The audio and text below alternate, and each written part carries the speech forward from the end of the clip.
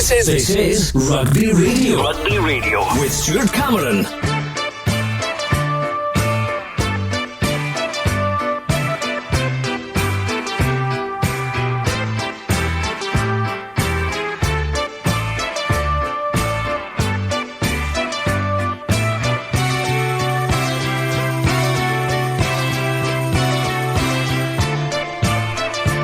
Well, hello, welcome to Rugby Radio. We're here at Netherdale today in Gala Shields for the fourth running of the Maroon'd Gala Festival, which incorporates the Gala Sevens, of course, which is round 2 of the Kings of the Sevens, following on from Peebles tournament a couple of weeks ago, which was won by Melrose. Well, plenty of action so far today, including various tournaments for the kids. We've had 2 rounds of games in the 4 pools for the main competition, so let's bring you up to date with those as well. And let me tell you also that Curry and Selkirk have pulled out, so we're down to 10 teams, which means 2 of the pools, the remaining 2 will play each other twice, and the aggregate score of the 2 games will decide who goes through to the semi-final. So far, Pool B, tie 1, Jed Forest 7, Peebles 10, Pool C tie 1, Kelso 24, Edinburgh Accies 33.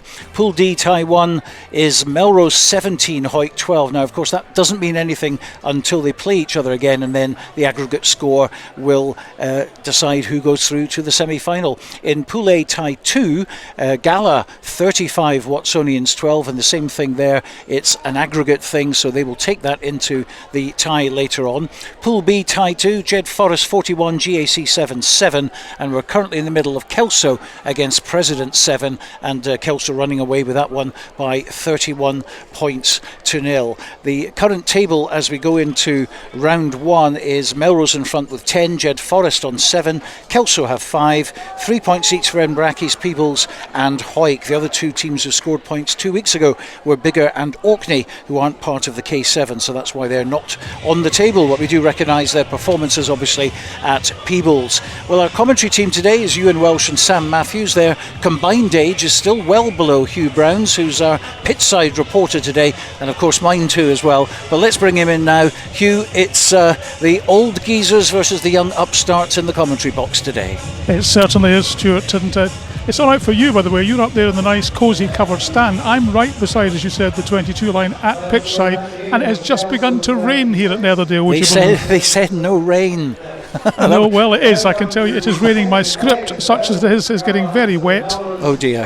Have you brought your BRTV umbrella from It's Umbrella in the car. Heaven? I'm going to run along and get it very shortly, I think you ought to do that. But as I say, you're down at the pitch, 22 line. You've got a great view of the action, and this is the last chance, of course, for people this year to enjoy Sevens rugby in the Borders, because round 3 won't happen till May next year when Hawick's tournament comes around. So today it's very, very important for the likes of Melrose, Jed, Kelso in particular, who've scored 10, 7 and 5 points in the first round, to go into that break with some points on the board. And as we saw last year when Kelso won the first 2 tournaments, that momentum carried them over and they eventually won the K7's title. So a lot at stake today, even though we're kind of 8 months between round 3.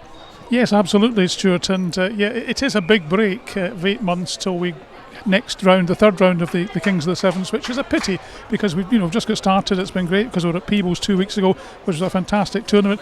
Maroon'd Gala is so well organised, and the full weekend is brilliant, and the rugby action here has been fantastic at the moment, as you said, on the pitch. It's a great game actually underway between Hawick and Kelso, very close at this stage.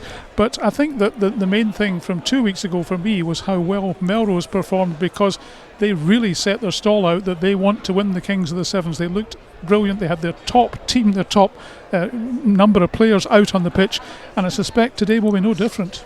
Absolutely. Well, in fact, what's happened is Kelso have beaten President 7. So out on the pitch now is our first commentary game, and it's the second tie between Hawick and Melrose. The first ended Melrose 17, Hawick 12. So that's how we start at 17-12, and whoever finishes on top at the end of this tie will progress to the semi-final. So let's join our commentary team then of Sam Mathews and, first of all, Ewen Welsh.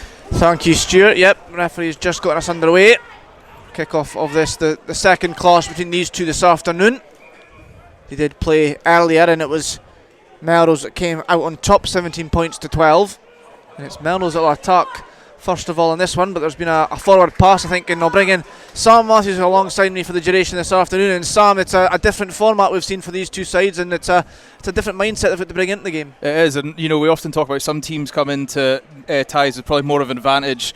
They actually have come in with a literal advantage this time, Melrose. They've got 5-point safety buffer, but the first tie was quite telling, I thought, because Hawick got their 2 tries after Melrose got their initial 3, whereas you thought Melrose would probably try wear them down with a bit more of an endurance style in their play. So it could be really interesting to see if Hawick can manage to keep it going. You've got the experience of Kirkford standing in you'd call it the centre channel here when you're playing as the single centre in sevens, but it could be a real talent to see. But obviously you have the class of Melrose, and as Hugh Brown said earlier, they set their stall out at Peebles 2 weeks ago, so they'll be looking to capitalise on it and get 2 early wins on the board in the K7s.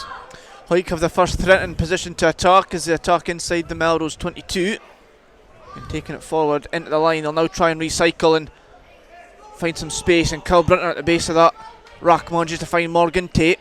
He's got Glenn Welsh outside and he decides to come back inside, and then the kick through is successful, and he's got to try and regather it there, and Matt Reid, Hawick's newest signing, picks up and takes it over the line, and first blood to Hawick. And Sam, that's exactly what they need when they were 5 points adrift. Well, exactly that now. It's now all square, obviously, with a kick to come. Drop goal kicks are never easy, so it's a lot less of a guarantee, even for somebody with a prestigious right foot as Kirkford. But you're saying exactly right there. Matt Reid, new signing for Hawick there. He's looking the business. They've put a real emphasis on sevens in the pre-season. I wonder if that's maybe just a fitness tactic. Obviously, the big talking point in the Premiership is going to be where all the teams lie. It's a total shake-up. So Hawick maybe know if they can keep an endurance level at high intensity, they can try and wear teams down this season. So nice to see that they're really trying to grind this one out.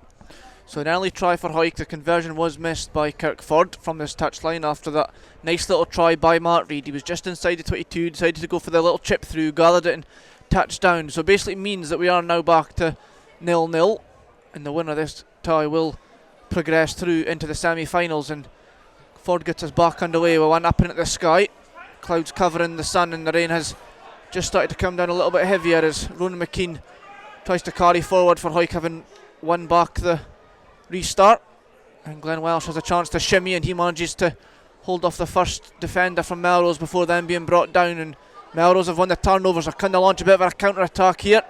Go out wide, and it looks like they've got men over.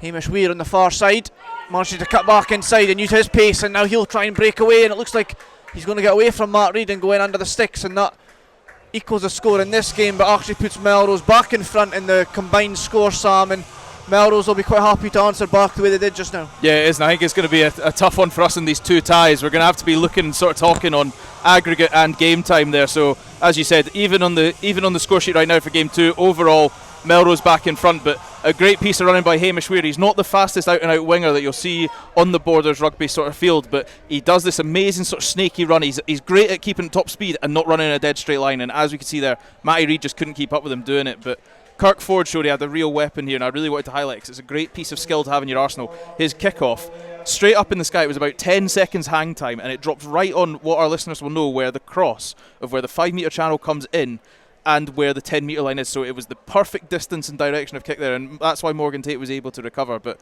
a quick Melrose defence and then a Hamish Weir runaway try resulted in the points for Melrose. But a great case of individual skill on show here. Melrose 24, Hawick 17 after 4 minutes. That's the aggregate score.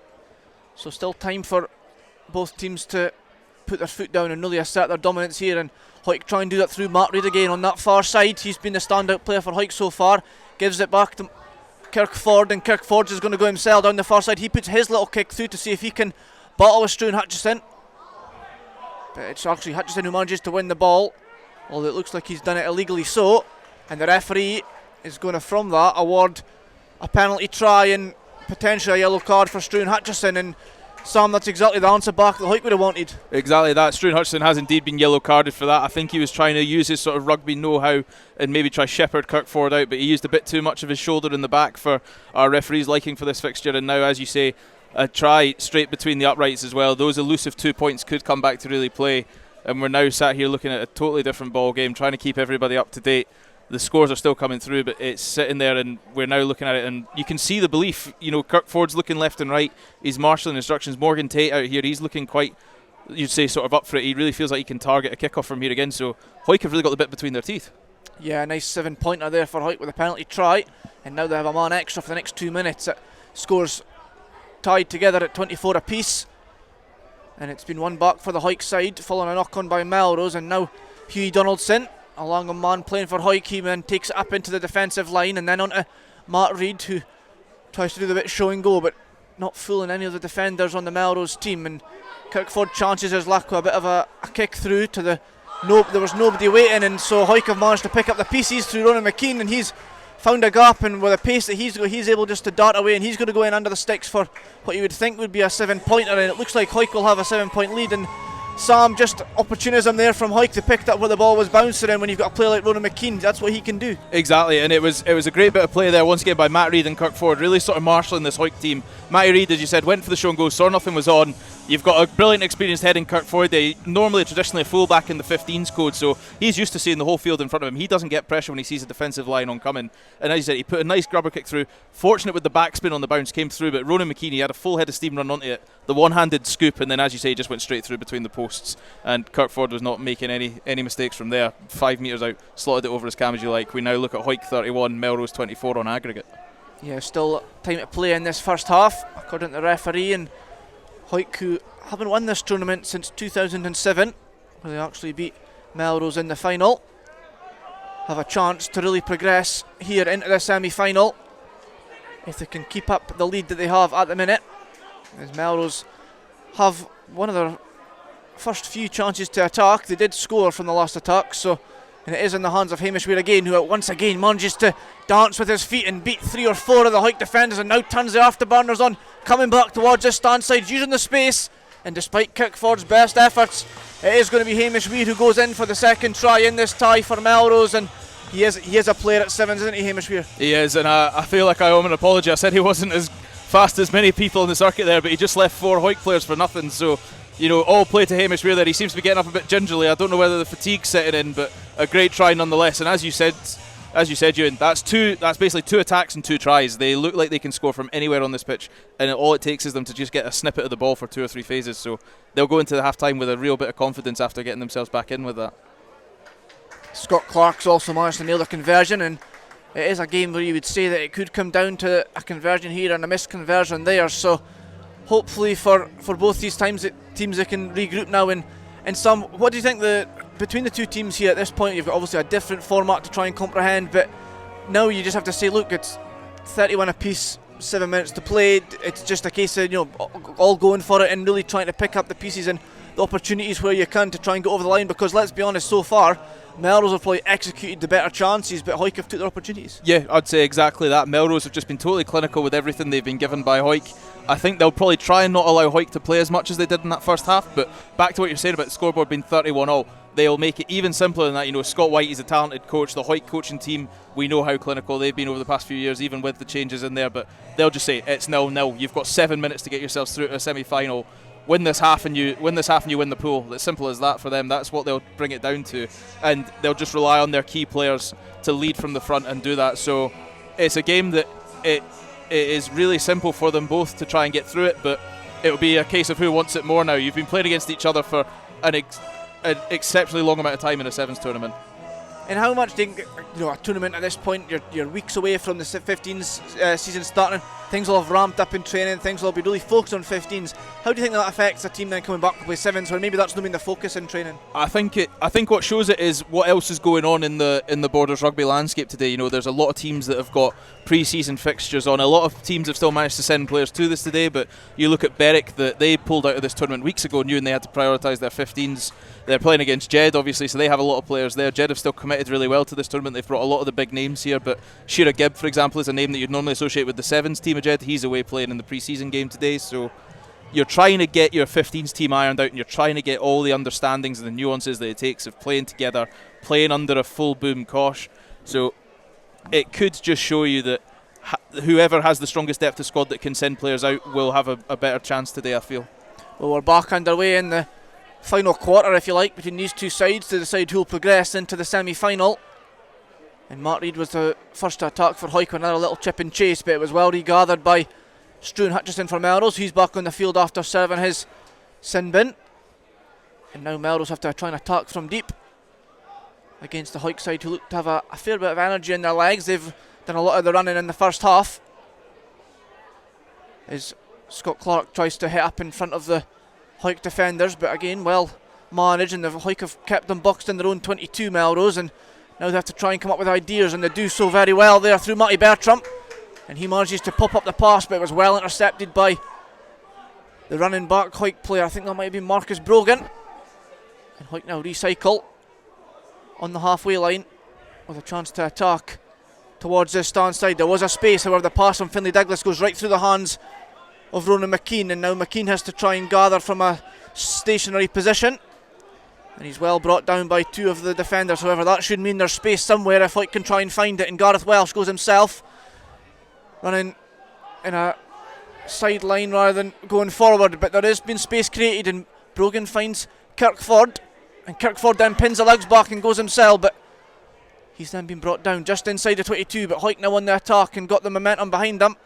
Mark Glenn it was that managed to catch and then try and give the pass to Mark Reid, and then the interlinking passage there right round the corner back into the hands of Mark Glenn in the corner, and Sam, that was from deep, that was clever play from Hawick, but again it's a lot of opportunism rather than executing moves. I was about to say that, but I think as a Hawick team, as the coaching staff, what they'll take more pride in there is, as we alluded to in the first half, Melrose had sustained possession, and for the first time they didn't score from it. That's what they have to focus on there. You know, you had Matt Reid, you had Mark Glenn there. Both did sterling work in defence. They got rewarded for it, Mark Glenn, by being on the score sheet, but being able to stop an attack. You look at the players that they've brought on here at half-time. We can see for Melrose, Kieran Clark and Luke Townsend are both going on. Luke Townsend, obviously, new acquisition back from Heriots after he spent a bit of time up in the capital.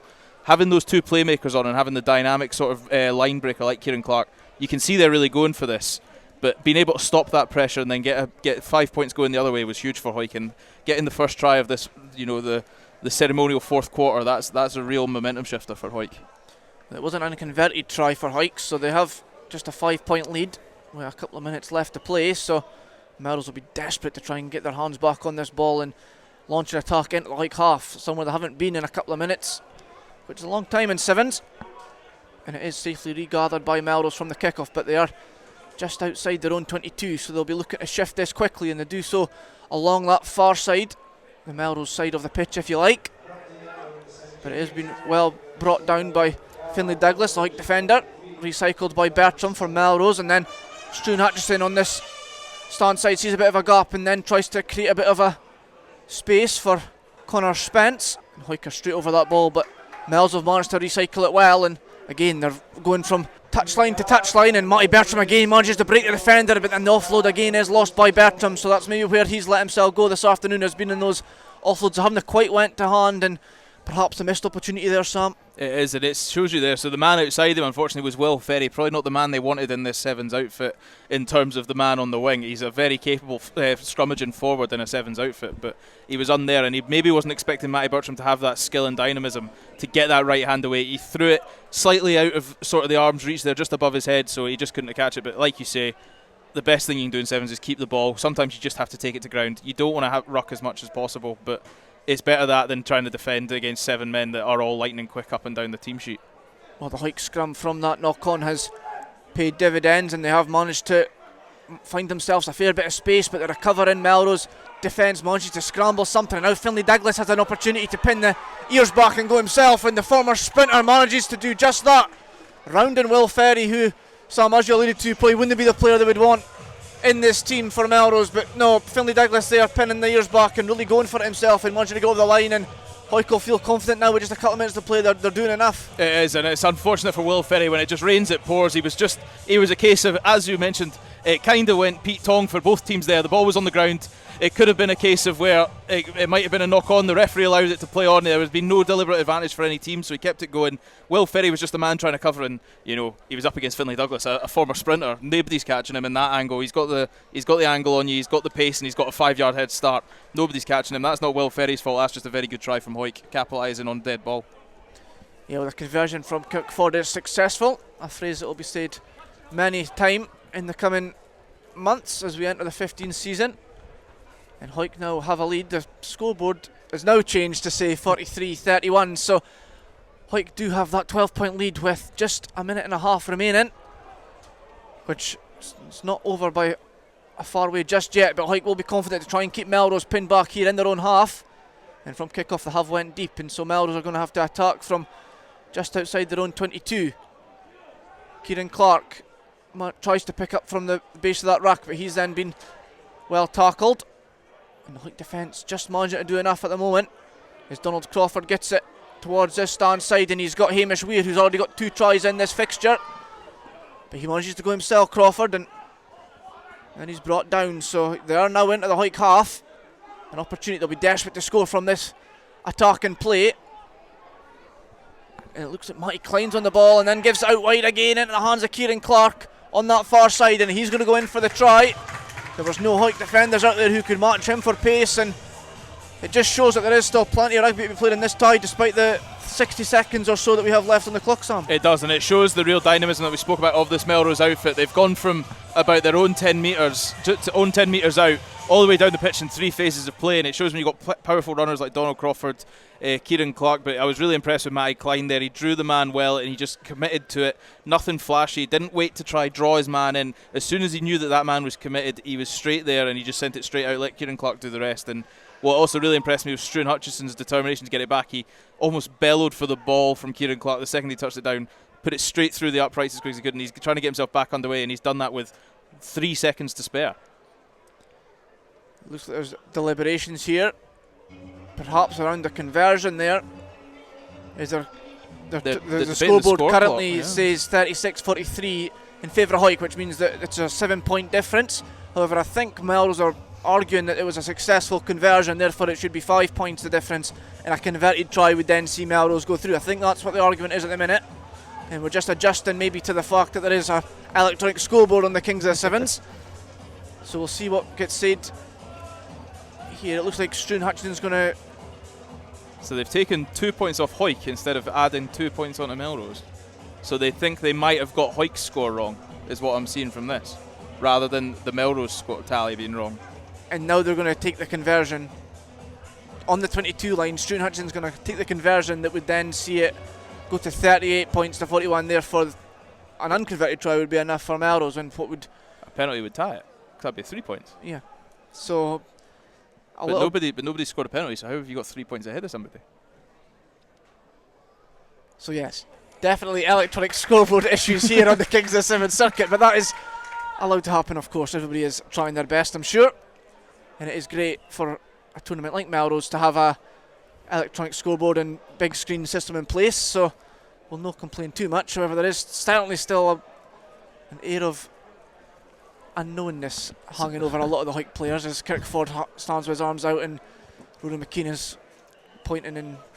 I think Ronan McKean's now demanding his 2 points back for Hawick to get them back to 43. I'm not exactly sure what's going on. However, the scoreboard in front of us does say Melrose 38, Hawick 41, so who knows what could happen here. But Hawick still have it to defend a lead, but they have then considered a knock on, so perhaps everything just going to the head a little bit there. And as we enter the last minute or so of this game, I mean, this is Sam, this is totally open, but Hawick should just think about just defending themselves here. It's exactly that. Like you said, they needed to get that out of their brain as quickly as they could. The second that Struan Hutchison scored that other conversion to get it to this 3 point deficit, it has to just be next job, and now they're going to have to do that as they defend this scrum, which has been taken very quickly. Yeah, and Donald Crawford runs hard and fast into that defensive line, but they've done well to keep him outside the 22, and then Hutchison recycles and it's into the hands of Scott Clark, and again a pass there just goes alright.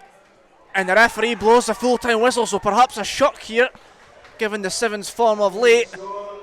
Hawick have defeated Melrose in an aggregate score of 41 points to 38 over 2 tries, and that is a scoreline that now sees Hawick progress into the semi-finals. That's Hawick 41, Melrose 38. Okay, well, lots of drama already happening here at Netherdale there. That is a shock because obviously Melrose topped the table after Peebles got 10 points. Jed Forrest got 7. Looks like they're not going to progress. And Kelso got 5 at Peebles. Looks like they're not going to progress either. So by the end of this, it's going to be absolutely wide open. And great to see boys a Hawick resurgent in Sevens, of course, having the opportunity, and some of the more familiar names coming out on the park.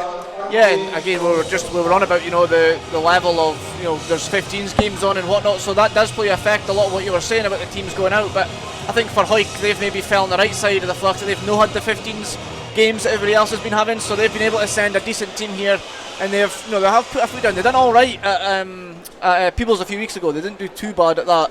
And then they've had I think some of these boys actually played for Hawick Force when they won at the Lundin Sevens last week. And so again here today they're performing well. So sevens is maybe an area that they've been focusing on a wee bit more, which has then seen them play as well. Okay, well, we're almost ready for the other aggregate game. It's Watsonians against Gala. First tie was Watsonians 12, Gala 35. So Gala just have to defend this lead, you would think. And let's return to Sam and Ewan. Yes, thank you, Stuart. We're back underway. In this tie, it is again, as you say, an aggregate system again. So we're looking at perhaps a different setup, because Watsonians really have to chase this game a little bit more, and they are the ones who attack to start with. Gala will be a wee bit more reluctant and just settling things down and slowing things down where they can, because as long as they don't lose by a too heavy margin, they will be going through to the semi-finals of their home tournament, as Watsonians are still in attack, and they're going to just put on the afterburners here, and it looks like they're going to, they've been pulled up short actually in the end, but it looked like they were going to go in for the score. However, definitely you would think the advantage of them to get over the line here, and a bit of quick hands. It looks like they're going to go over the line here for the first try, and it is Watsonians, and it looks like James Milligan who goes over for the first try. Sam, and Watsonians, they'll need to go for it. Yeah, they have to, exactly that. We spoke about when we were watching the first ties before we came on air this afternoon. The dream situation would be if you managed to run up 50 points in the first tie, and you could sit back in the second and go, well, as long as we only lose by 49, we're okay. But it was exactly what Watsonians needed to do to start. They got to try quickly. I think it was Mark Fife in the end. It was Milligan that sent the pass on to him. So Mark Fife came through, and he had to score it really, because he had two men outside him. He chose to step back inside, so he probably would have been receiving a fair few, let's say, kind warnings about what he should do the next time he gets in that situation. But exactly what Watsonians wanted to do. They wanted to cut into that 25-point lead as quickly as they could, or 23-point lead, and they've done exactly that by getting 5 on the board there. So it takes them to Gala 35, Watsonians 17. Yeah, still Gala who have the advantage in this one, and they'll be the ones who look to just take things a little bit easier and disrupt the game where possible, and not let Watsonians get too much energy and scores on the doors. But Watsonians have done really well to regather the kick-off, and they're going to go in really quickly for a second score. This time Ross Stanley's going to go in straight from the kick-off, and the exact start that Watsonians would have wanted. Exactly, and everybody who watched the Seven Circuit at the tail end of last season, earlier this year, they know about Ross Stanley, a very talented sevens operator from this Watsonians outfit, and he gets his dream situation there from a kick-off. He's one-on-one in a high air ball against another back, but when you've got a 10-yard run-up on him, you're going to naturally jump higher. You're also going to jump quicker, and you're probably going to clatter into your opposition with a lot more force that's just going straight up on the vertical. So being able to command that aerial presence and score, get on board, and like we say, getting 5 points back quickly was a good start. Getting another 7 back from a difficult conversion as well, and a try right from a kickoff. It's now 11 points, and they've only played 2 minutes of this second tie. Yeah, and certainly our Gala team that came into this one thinking they just had to, not get beat by a heavy margin, they're now facing a bit of a challenge, because, with just an 11-point lead, then there's still plenty of time for Watsonians to get more tries on the board. This game is flung wide open again, just with a quick, fast-paced start by Watsonians, but now Gala have their first chance to really attack, and it'll be Rory Wilson was the first hands-on ball there, and he manages to send it towards this side, and Harris Rutherford, who was dominant in that first game, then throws a loose pass. Bit of commentator's curse there, but Gala regather just outside their own 5-metre line, and will now try and make a charge at the end of the pitch. However, they're going to have to do it a little bit slower than they would like, thanks to strong defensive work there by Watsonians. However, Gala, through Tim McCavan, managed to get past the first line of defence and then win the penalty, so a quick tap and go. And Gala, through Gregor Collins, are now outside of their own 22 and trying to find where there's some space. So just going side to side here at Netherdale, trying to see where there's an opportunity to really break the line and waste some of their energy on getting through this defensive line. And straight away a nice little bit of play there by Mitchell, and he's managing to break away. Russell Kerroch, I think it is, who manages to break through, and he's going to go right up towards the line and get under the scoreboard, get under the post for the first try on the scoreboard in this game for Gala. And Sam, that's the answer back that Gala would have wanted. That is, and that's unbelievable skill by Richie Mitchell there. He takes a side step, but he goes straight backwards instead. He stops on a dime, looks right back. He makes the what was a very good Watsonians defence look very silly. Two men, almost cartoonish kamikaze, right in front of him into each other. He takes that step back, like I said, stops on the dot, and then just powers away from it as well. A sprint. He still had a lot to do. He still had about 55 metres to cover, but a great try from Richie Mitchell, and that's a momentum killer as well for Watsonians. That when one man can beat three members of your team and just run clear from you from a halfway line, what a bit of performance by Richie Mitchell there. Yeah, apologies to Mitchell for the mistaken identity in the run up to that try. You would think after 2 hours of watching these teams we would have them firmly knowledgeable. However, there was a slight mishap there in the way that I'd ordered the names on the sheet. However, that was a try credited to Mitchell, and Gala will now look to get themselves back hands on ball. They have done that from the kickoff, which is always a great asset in the Sevens code. And now Taka from inside their own half after the Watsonians defence has really pushed them back there, just not through any actual tackles but just by pushing them back. And that's Fraser Wilson of Hawick last season, but now at Gala, and he's managed to get them into the Watsonians half. However, again, quick line speed from Watsonians sees them pushed back, but they've kicked through Gala and are going to try and go through that method. However, it's been well regathered there by Jack Sinclair of Watsonians just inside their own 22, and he now recycles the ball, and Watsonians will try and attack from deep, and Stanley then carries and takes two or three defenders there from Gala to bring him down. Watsonians not quite quick enough to exploit the space that created, but they're just reluctant to make any hard yards just yet, and now come towards the stand side, and a little injection of pace there for Watsonians. They are still inside their own half. Harry Fisher with a decent attack and managed to round two or three defenders, and now Stanley manages to come towards the stand. Big strides on Stanley. He's just got the one defender to get past, and I think if he just goes himself, he'll get round Jack Niven, no worries, and he does just that. And although he's got hands on knees now, but it looked easy running there by Stanley down this stand side, Sam. It does, and they're probably the two players that Watsonians want to get on the ball the most. Harry Fisher and Stanley, they are real menaces for any Sevens outfit to play against. You saw it with Harry Fisher's confidence, that one-armed sort of Fijian style running with the ball in the palm, gripped firmly. It was never coming out, but it just makes it look like there's so many more options for himself. He carries it with such confidence, but Stanley, like you said, he has a stride of like a cheetah. He runs there comfortably, and the one thing you'd say is Jack Niven did really well to make sure he didn't get fully round him to get under the posts, but what he did superbly well was he kept him out to make that conversion more difficult. Yeah, well, the conversion there was unsuccessful, and that takes the half-time score here on the aggregate score. It's Gala 42, Watsonians 29. Yes, still some rugby to be played in this game. Let's go pitch side now, because a bit of a shock. Melrose going out to Hawick. Hugh Brown has Struan Hutchison with him. Struan, was that a shock, you going out to Hawick? Look, they deserve the win, no doubts about it. They obviously scored more points than us over the two games. They worked hard for each other, and they were actually a tough seven to beat, as we found out. They, as I say, they work hard for each other. They're pretty physical, and they never gave up. So fair play to them. And over the two sevens ties, they scored more points. So deserved winners in that respect. But yeah, we're obviously disappointed coming here after the back of the Peebles result and getting bombed out in the group. And of course, it was a change of format because Curry and Selkirk pulled out quite late on. Selkirk only this morning. That meant you had to do this new format of two games. How did you find that? Yeah, we spoke about that as a group, and actually we said, look, in a pool format, sevens competition, you still have to play two pool games, and you still have to win them both.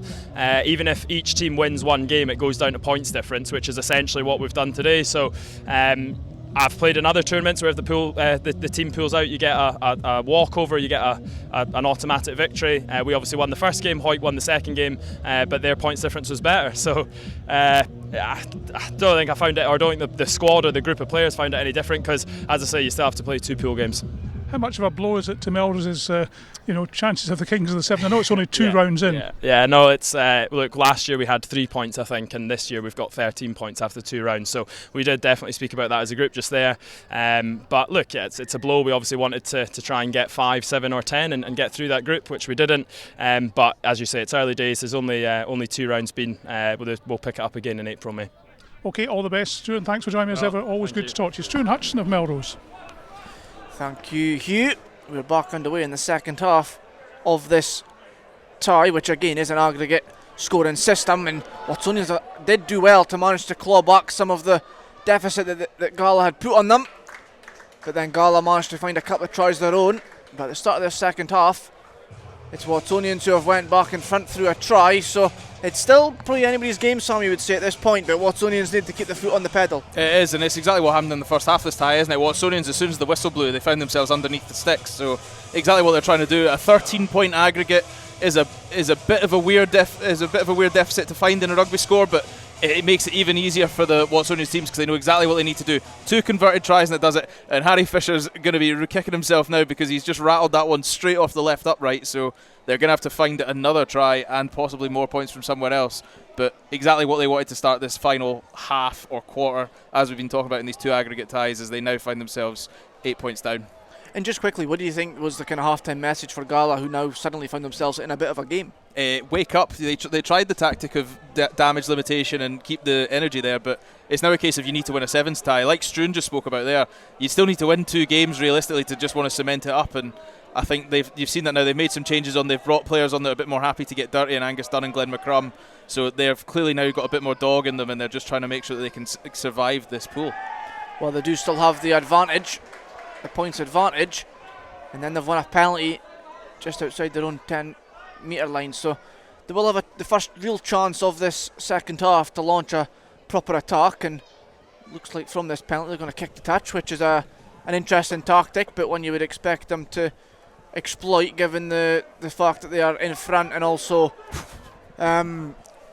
sorry, I've completely lost for words because they've just rung 5 changes, so that bomb squad totally chucks out everything we just said, Sam. But what do you think the reason is behind that? Come on, I'll put you right under it there. I mean, I don't know, because the 2 players I just mentioned are the 2 of the 5 that have just come back off. So, but you look at the players they've brought on there. They've brought on a lot of lightning quick players. They've brought on Harris Rutherford, obviously fresh back from the MLR. He's been doing a year with San Diego. I think that's really good for him to be out there, but bringing him on with his experience, he's had Manono and Matt Gitu stood outside him, so he'll probably have learned how to read the defence here, and it'll just be a case of him instructing the team on where to go as he sends it out to the wide channel now. Yeah, and Richie Mitchell, just as he did in the first half, is really strong in attack and manages to fling the ball back inside into Rutherford's hands, and Rutherford goes in for the try, answering back with immediate effect to that Watsonians try, and just giving Gala that further advantage in this aggregate score tie. And Sam, Richie Mitchell's really impressed me. What about you? Yeah, as Richie Mitchell has always been lightning. He's really good on the 7 circuit. He's grown into it. I remember when he burst on at the beginning of last year, he was obviously fresh out the under-18s, and he was fresh out that sort of youth. I think he was doing a bit of stint in Gala 2s as well, down maybe possibly the YM. I'm not sure, I'd have to fact check that, but he was growing himself through it because he knew his limitations with his size, but you know, it doesn't matter how small you are if nobody can touch you if you're running rings around them. So yeah, Richie Mitchell really impressed me this afternoon. He's had a very good tournament so far. Yeah, certainly Brian Habana-esque running there from Richie Mitchell to get the try created, to then fling the ball into Rutherford to get the try. And Gala find themselves now with a 47 points to 34 lead in this one, with 3.5 minutes or so left to play. And Watsonians will really need to score next, you would think, Sam. Yeah, you'd think it'll just be the same as what they've been wanting to do. They want to keep the ball as much as they can and just limit Gala. They want Gala to feel like they're doing it. Obviously, we've just spoke about it. They've just changed, 70% of the team with those 5 subs, so they need to try tire those players back out again. And they're going to do this now by Milligan getting the ball back from the kickoff, which was step 1 of the operation. Yeah, good work by Milligan. He's done a lot of the hard yards in both these ties between these two, and a loud eruption from the crowd following a hard hit there, but it seemed perfectly legal in my eyes. The crowd loving a little bit of the action there as Watsonians get themselves into the Gala 22, and they'll be desperate to try and get the next try, but they'll just have to try and rush things. It's in the hands of Mulligan. Big Ginger Lux standing out a mile away from up here in the back of the Netherdale commentary box. But Gala defence holding strong, and they know that they'll just need to keep Watsonians out, and they'll progress into the semi-finals of their own tournament, which would be a great sight for everybody here, and I'm sure the visiting crowds would also enjoy having the hosts in the semi-final stage. And at the moment they look like they're going to do so, because they're doing a hell of a lot of defensive work and managing to keep Watsonians out. But then just immediately as I say that, there's great work there by Mark Sharman. He managed to brush 2 defenders away before being brought down, and ref blew his whistle. I think that could be a knock on there, so good defensive work by Gala. It was very tired, this work from Gala there. They had to recycle their bodies quickly. I think there was 2 phases there where the same player ended up making a tackle back to back. I think it might have been Ben Gill. He was definitely the one making the covering tackle there, leading to the knock on, but I mean, Max Sharman there just showed exactly what Watsonians can do. Another devilish sidestep there, making defenders look silly. So I think either of these teams here know that they can score from anywhere if they get the right player with the ball. So it will be just a real case of just trying to square up your man and keep everything in front of you from the defensive angle. Gala are going to attack from deep, but I think some of it will just be a case of knowing if they've got the ball, then Watsonians can't score. Gala don't need to score many points as such. They just need to see out this game. We have 47 points to 34 advantage. That's an aggregate score over 2 games for any listeners just joining us, following Selkirk withdrawn from the tournament. So Watsonians taking an opportunistic try by the looks of those, because there's an interception there and just no got the legs, Harry Fisher, but then he manages to fling the ball inside to Jack Sinclair, who's going to run backwards, forwards, sideways, and then backwards and forwards again and get over the line for a try for Watsonians. And Sam, do you think that's enough? I think it puts him right back in it. Jack Sinclair, he did really well there. Harry Fisher was the beneficiary of Tim McCavan trying to do exactly what you spoke about there. They knew that if they had the ball, Watsonians couldn't score. Tim McCavan probably ran the best part of 25 metres there, trying to keep it. But then, like we spoke about in the Melrose tie, Matty Bertram, they're trying to score off every phase of play. Tim McCavan's throwing it out the background. You don't need to do that. You had a 12-point lead. You've now just cut that almost into a third of what you had, and Tim McCavan will be kicking himself because he's a clever, intelligent player. Started off in the backs, moved to the forwards. What he's got to do now is he's got to get recouped as quick as he can. They need to identify the fact they have got less than a try lead now, and they just need to marshal this game, Gal. They'll be kicking themselves. They had a 20-point advantage coming into the second tie. Yes, it was not what Gala would have wanted, but they now have the opportunity to really just see this out and show a bit of professionalism, show what they're capable of. But Watsonians are going to do everything they can to try and get the next score, which would put them in front. Gala have the ball though, so they'll know that they've got the favours in their hands, and cleverly enough, the ball just goes into touch, and that means Gala will progress through into the semi-finals of the competition. Watsonians will be out, and Gala will go forward in the semi-finals. It finishes here in the end of this tie. It's Gala 47, Watsonians 41. Borders water, Borders barley and Borders people. That's what makes the Borders Distillery. Working exclusively with local farmers, the Borders Distillery is bringing whiskey making back to the region. Our award-winning distillery is open to everyone, where you can meet the people behind the scenes, explore our wash house and shop quality local products. Tour your local distillery and discover the spirit of the Borders. Full details at thebordersdistillery.com. Always enjoy our spirit responsibly. Under 18s must be accompanied by an adult when visiting the Borders Distillery. Your pet deserves the best, and that's why your pet deserves the care and treatment offered by Border Vets. We focus on delivering the very best care to each and every one of our patients and clients. We get to know you and your pet and offer treatments tailored to every animal's individual needs, from our conveniently located surgeries in Galashiels, Selkirk and Earlston. Ask about our Pet Health Club for your cat or dog, giving you peace of mind by spreading the cost of vaccinations, regular checks and more. From dental care to travelling abroad and the whole range of veterinary services, bordervets.co.uk is where you'll find everything you need to know. Border Vets, where your pets are part of our family. Based in Galashiels but covering the whole region and beyond, Borders Mortgage Hub is your one-stop shop for all things mortgage related in the Borders. Visit us at bordersmortgagehub.com or call us on 01896 807 008. That's 01896 807 008. Borders Mortgage Hub. Mortgages for the Borders in the Borders. This is Rugby Radio. Rugby Radio. Yes, coming to you live from Netherdale. 4:45 is the time, and on the pitch now is Peebles, who beat Jed Forest in their first tie. All they've got to do is get past GAC 7s, and they will be taking their place in the semi-final. Gala already through to the first semi-final, and it looks like it's going to be Peebles for them. In the second semi-final, it's again likely to be Embrackes. They've just got to get past President 7 without any hassle, and they will be meeting Hawick in the other second semi-final. So it's all pretty intriguing stuff. Peebles have started well against GAC 7s. Let's return to commentary. Sam Mathews and Ewen Welsh.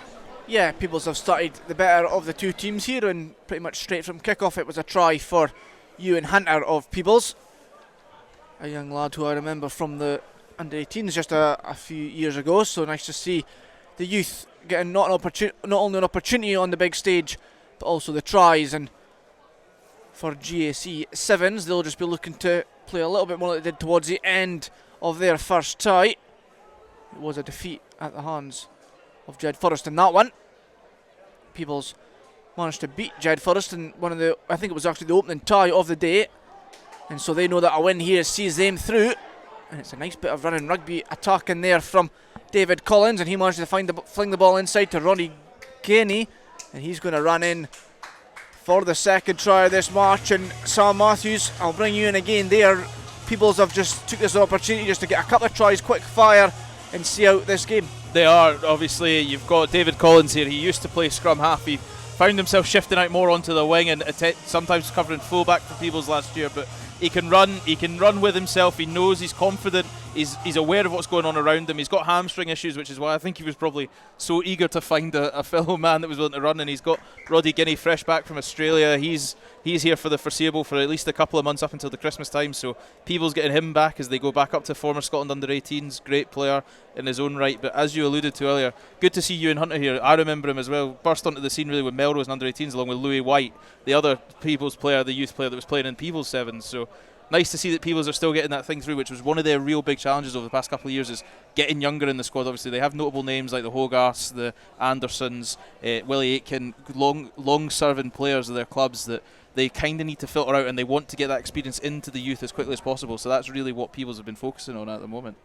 Well, it seems to be working, and it looks like that if all goes to plan, barring a major upset here, they will progress to the semi-final stage, where they'll be looking to get some really big points on the board. And now Peebles are launching again another attack, and it's going to be a very easily worked try there for Peebles. And it looks like Miles McLaughlin, another promising youngster, is going to run in for the try. And Sam, this is exactly the start Peebles wanted. Exactly, and you know the Peebles under-18s are spoken about quite highly over the past couple of years.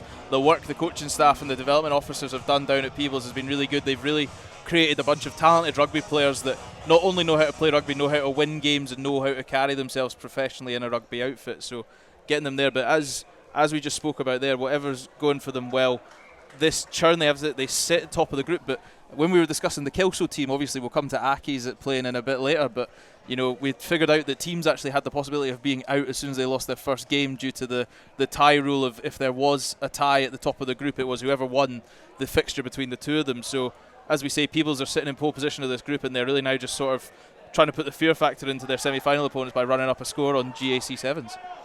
Yeah, it is certainly an interesting ruling that in terms of who goes through on if it's combined in the pool, but them's are the rules. And it looks like that Peebles are not going to need that rule anyway, because they're going to run in for another try. That's our fourth try in this final game of their pool. And another well-worked try there for James Dow, who managed to angle himself towards the post going under. So you would think a 7-pointer. And Sam, at what point do you think people start thinking about saving a bit of the energy for the later stages? I think they're already doing that now. It looks like they're taking a really rolling subs approach. A great try from James Dino in his own right. Took on the defender outside. He did that wonderful indecision making for a defender where he targets. You're within arm's reach, so you know you can make a scrag tackle, but you're kind of hoping your outside man's also thinking, he's in my lane now, I'll step in. He causes that indecision and he runs that arc and run so well, the winger turn centre for James Dow. But as you say, they're making rolling subs now. You know, see Ewan Murray and Finlay Collins have come on. Collins, his brother's still out there as well, but you can see they're now trying to marshal the minutes and the legs. Yeah, it comes down to this at this point of the tournament when you're having to think about semi-finals, although it isn't a bad problem to have, especially for teams like Peebles, who, although they got to a final a couple of years ago, they have never tasted success here at Gala 7s, and they were on the wrong side of the final result a few years ago at the hands of the host, which is never an easy thing, especially when really going by the hierarchy of Scottish rugby, Peebles are not really expected to make finals, Sam, are they? No, they're not, and obviously that was when they had, Ian Chisholm was the head coach. I think that was one of his first outings as the head coach of Peebles, so a lot of people at the Gites were very excited about what was to come. And the thing you can say about Chisholm in his short stint at Peebles, he left a real attacking nod to rugby there. That still stayed. They still tried to score from wherever they can. As you said, sometimes to their detriment, sometimes they should just tuck it up the jumper and keep it safe, but they do try to score wherever they go, as you see James Dow and Miles McLaughlin here. Yeah, Miles McLaughlin making it look really easy against this GAC 7 side. The George Crawford Legacy Trust putting forward a team here today which is great to see, because on a day where we have struggled for teams, it's good to see teams where, let's be honest, these boys are not specialist sevens players, but they're turning up and they're making part of the day, aren't they, Sam? Exactly, and it's important, we speak about, the talk of sevens really has been who turns up, what teams turn up, how do they get affiliated with the rest of the team or the rest of the tournament, how do people learn to care about them? So, having these guys in the trust is good and getting them there, but as you're saying, there's just a seven specialist operating, a team with a depth of Peebles can choose who they want to bring to these things. GAC are trying to get 10 boys of whoever they can to come down and represent the trust. Well, half time here in Pool B tie 3. It's Peebles 31, GAC 7s 0. Well, we'll be back for the second half very shortly. Let's go pitch side again and rejoin Hugh Brown, who's got Angus Dunn, the captain of Gala, with him. Well, Angus, that was a tough tie against Watsonians. 2 ties, in fact, 2 games. What do you make of that format? Yeah, it was quite a shock almost this morning when we came down and found out, Celtic had pulled out, and we're going to be playing the same team twice, one after again, sometimes meet again in the finals or something, but to be in the pool, and it's a very strange format, and I don't think it helped our case almost, because we did get the convincing sort of win in the first game, and to be honest with you, the minds kind of thought that it was going to be the same in the second game, but wasn't at all, and fair play to Watsonians, they actually won that second game. So yeah, credit to them, and they really did turn it on in that second game, which we shouldn't have allowed that to happen. Good news for you, though, is that the top 3 teams from Peebles from a fortnight ago are all out. Jed, Kelso, and now, surprisingly, Melrose. Yeah, it's quite a big shock. You look at the other teams that are still in, though, it looks like we might be meeting Peebles in the semi-final. They're doing really well, strong today, putting out Jed. Hawick putting out Melrose. They sometimes don't always bring the strongest teams to tournaments, but they're looking very, very favourable this tournament. And then Accies as well. They've turned up today, putting Kelso out, and they are looking on fire as well. So it's going to be really interesting, but I suppose it is good for the circuit. It is now. How much would it mean to Gala to win their own tournament? Yeah, I remember 2 years ago when we won it. It was very, very special, because I think it was a long time since Gala has won their own tournament. So yeah, it would be special, but it's got to be one game at a time. So likely on to Peebles. So just focus on them, and yeah, get through that hopefully. Now, of course, this is round 2 of the Kings of the Sevens. Then we've got an 8-month break. You're captain of the Gala team in the Sevens. Are you going to captain the 15s as well? Yeah, I've been asked to continue my role as captain for this season again, so it's exciting. There's new league coming up obviously and everything, so yeah, just getting ready to get into that, and forget about sevens for 8 months. And actually you get a preview of the 15s, because if you play Peebles, they're now in your league. Yeah, I know they've came for strength to strength every season now. Even on the sevens they are getting stronger, and they deserve to be in National 1 now. They had a really good season last year promoting them, so it's exciting to get another border league, a border team up into the higher leagues. And another derby too, because Jed have come down. Yeah, I know, although we are losing Melrose, which is a shame because it's the kind of closest rivalry, but I suppose we're gaining a derby against Peebles and Jed, so yeah. Well, we wish you well for the rest of the afternoon. Semi-finals next. All the best, and see how you get on for the rest of the afternoon. Thank you very much. Angus Dunn, the captain of Gala, joining me down here pitchside. Back then to the action. It's Peebles against GAC Sevens. Back to Sam and Ewan. Thanks, Hugh. We're back underway for the second half, and GAC Sevens have surprised us with a nice little try there by Jack Dobie. And that brings the scores back to 31-5, as I say. So Peebles will just be looking to see this one out, and then they will progress to face Gala in the semi-finals. And they now get a first chance of the second half to attack. They make a mess of it, and that allows the GAC Sevens winger, Thomas Richardson, to really go for it down this stand side, and he does so through brilliant footwork. Can he get the ball down? Yes, he can. Just before it went dead there, despite the reaction from Rio Bacha that tried to say that was out earlier on in the run-up to that try, but no, it was well played by Richardson on this stand side, and the crowd loved a little bit of footwork, and nice to see the GAC Sevens getting a little bit of running rugby at the beginning of this second half. They are, and it's exactly how they had the second half of their first tie as well. They grew into the game, and that's maybe because players don't play with each other each week. They are they're an invitational team within an invitational team, so it's a case of you can get a text, you can know a friend of a friend, but there's raw talent in that team. We've seen Jack Dobby with a nice little kick through, as you mentioned, maybe not a 7 specialist. He looks like he loves a ruck and a bit of contact, that man there, wearing the number 15 jersey today. Probably not normally that high if he's in the 15 code, but he's proved me wrong. He did a lovely up and under, chased his own kick and scored, and now Richardson marshalling his opposite man out and getting there. So 2 tries quickly on the board. It's 31-10. GAC, they're playing for pride, but they're playing for a name on their chest that obviously means a lot to them. Absolutely.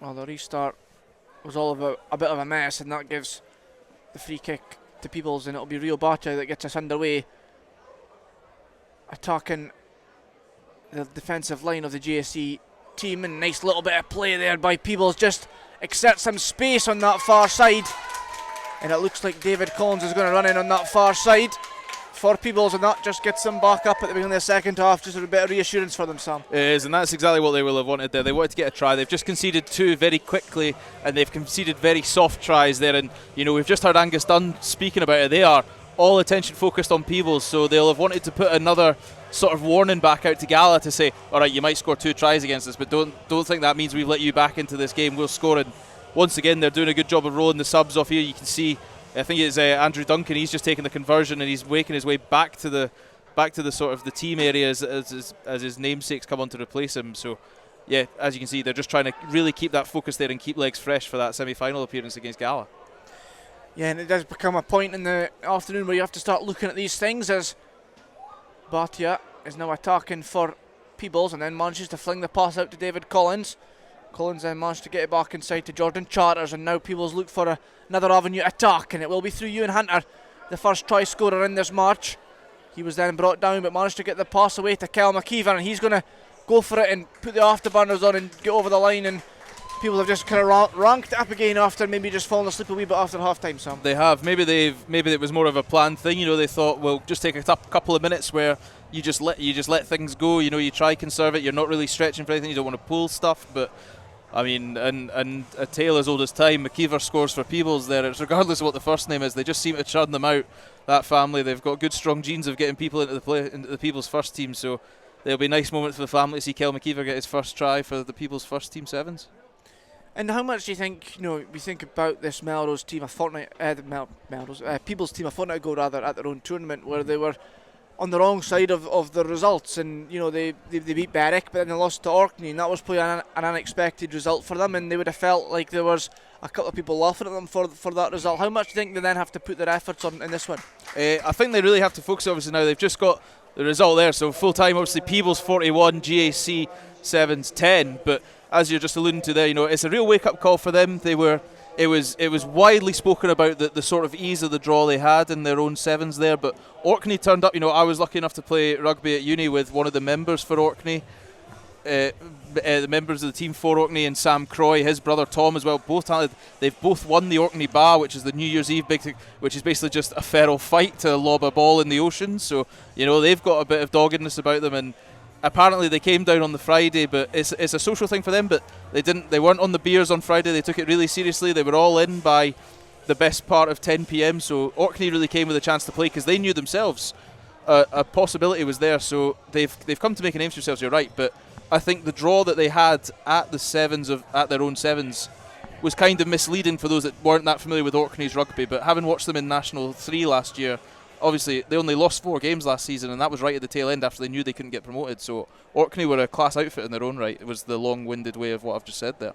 Yeah, well, Peebles do win that game, and they then progress into the semi-finals. It finishes in that one. Peebles 41, JC 7s 10.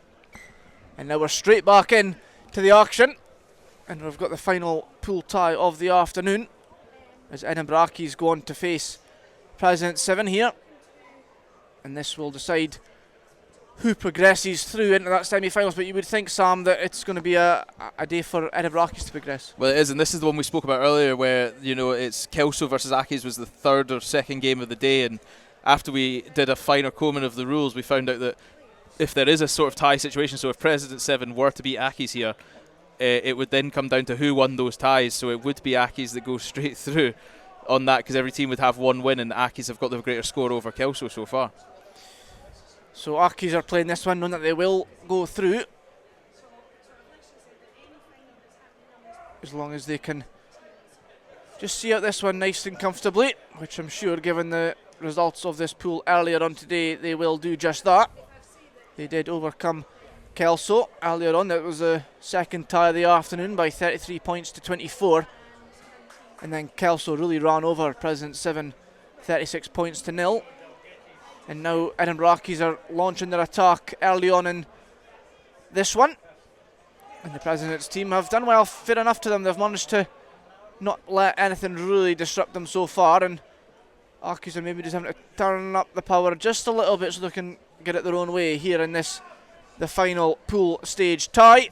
And Accies are going to run in for the first try, make it look really easy there, Sam. They're just going to canter in for the opening score, and Accies will just be looking to have an easy next 15 minutes, you would say. They are, and Robbie Kent wearing the 5 jersey this afternoon for the men from Rayburn Place. He's a seasoned practitioner. He knows exactly what he's doing. He's got one of those extreme talents of being able to run at half a pace quicker than the man that's chasing him. He'll never have to full burn sprint to get somebody out of there, but he knows the command of his own stride, and he manages to conserve his legs doing exactly that. The outside centre, a really talented ball player in his own right, and as you say, Accies just slowly sort of ground that down there from the Presidents, gave them false hope, gave them chance to try and spread it wide and try and get something out of it, and it just resulted in Robbie Kent turning the ball over and just casually sauntering around the outside of it.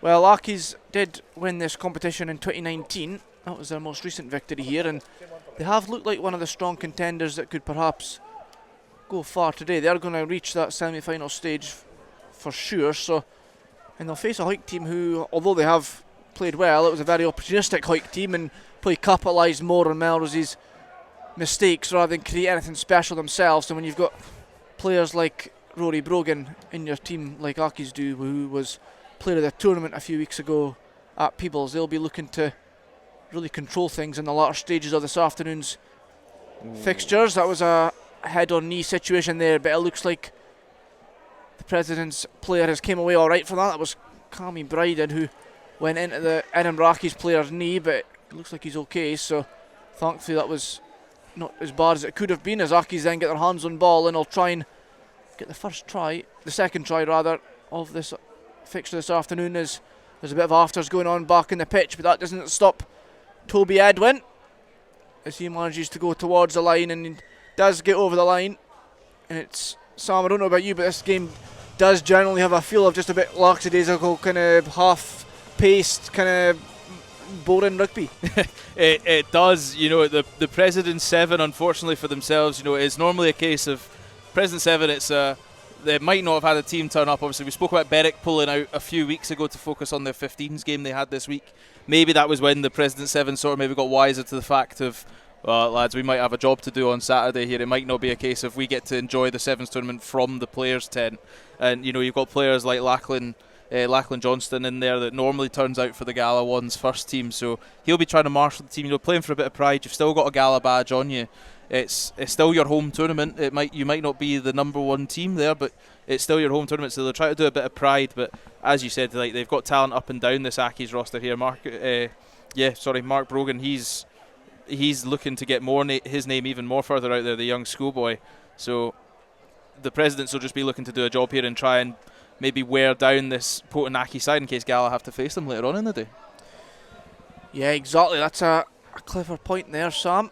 Is the President's team now get their first kind of hands-on-ball situation, but Accies showing their clever ability to get over. However, they have conceded a penalty in doing so. It was risky, and now the President's team get a kind of free run at this.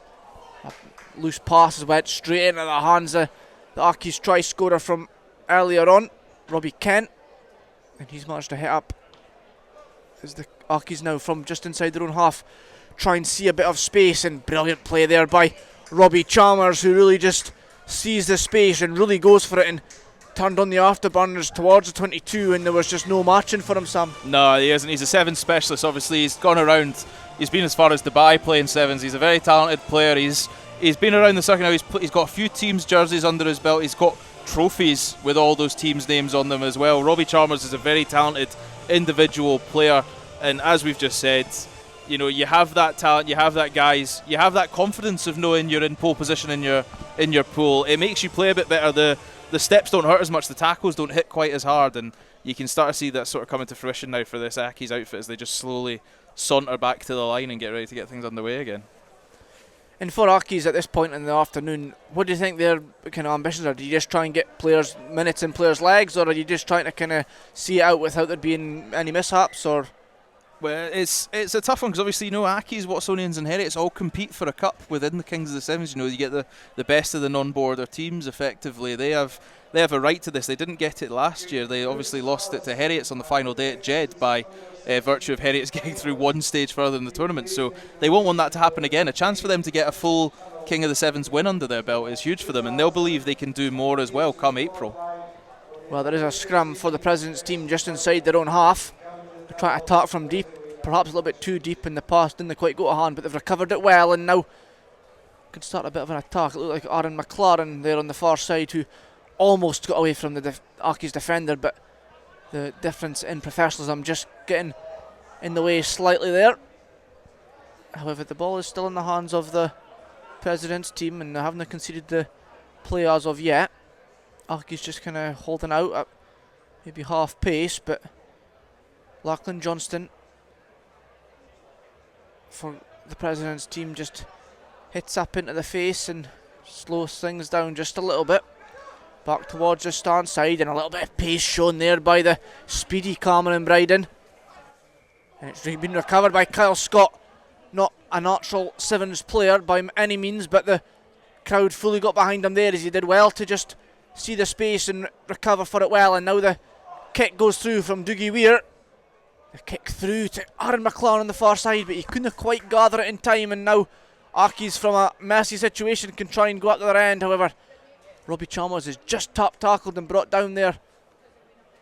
And so Accies aren't quite getting it all their own way just yet. However, they haven't probably turned every dial up just yet, and they have then conceded a penalty. So President's team by no means giving in, and they are playing for a bit of pride, as you say, Sam, and playing for the badge on their jerseys in the maroon colours.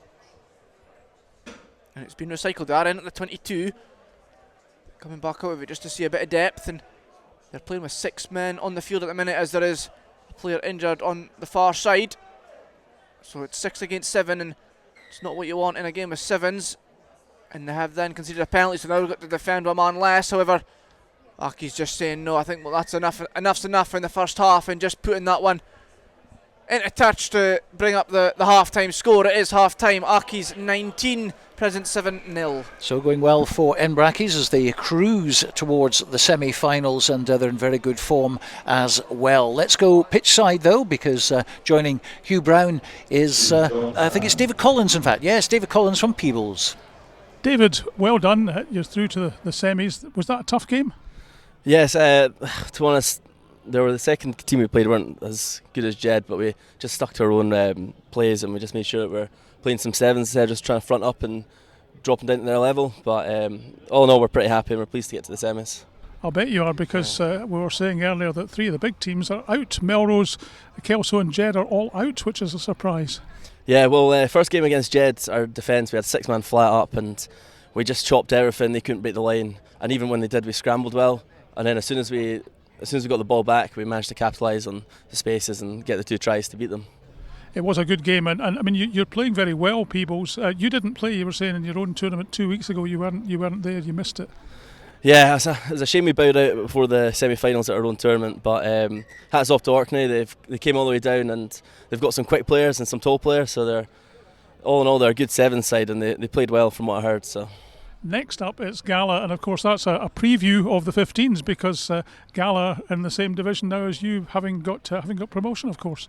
Yeah, we're pleased to be promoted this year, but Gala Sevens 2 years ago we got to the final and we played Gala, and it was just one step too far for us then, so hopefully this time we'll beat them and then get through to the final. Well, we wish you all the best. Thanks for joining me for the moment. Thanks. That's David Collins of Peebles down here on the touchline. Back then to the action. Currently it's Edinburgh Accies 19, President 7-0. Let's rejoin Ewan and Sam. Yes, thank you, Hugh. Good timing just on the ref's whistle. All a bit scrappy, which kind of sums up this game so far. It is a dead rubber, of course. Accies going through into the next round following their win over Kelso earlier on. And Accies still playing for that bit of dominance, just to let the other teams aware that they are still very much up for this one, and they have shown signs of what they're capable of so far, especially in that victory over Kelso earlier on this afternoon.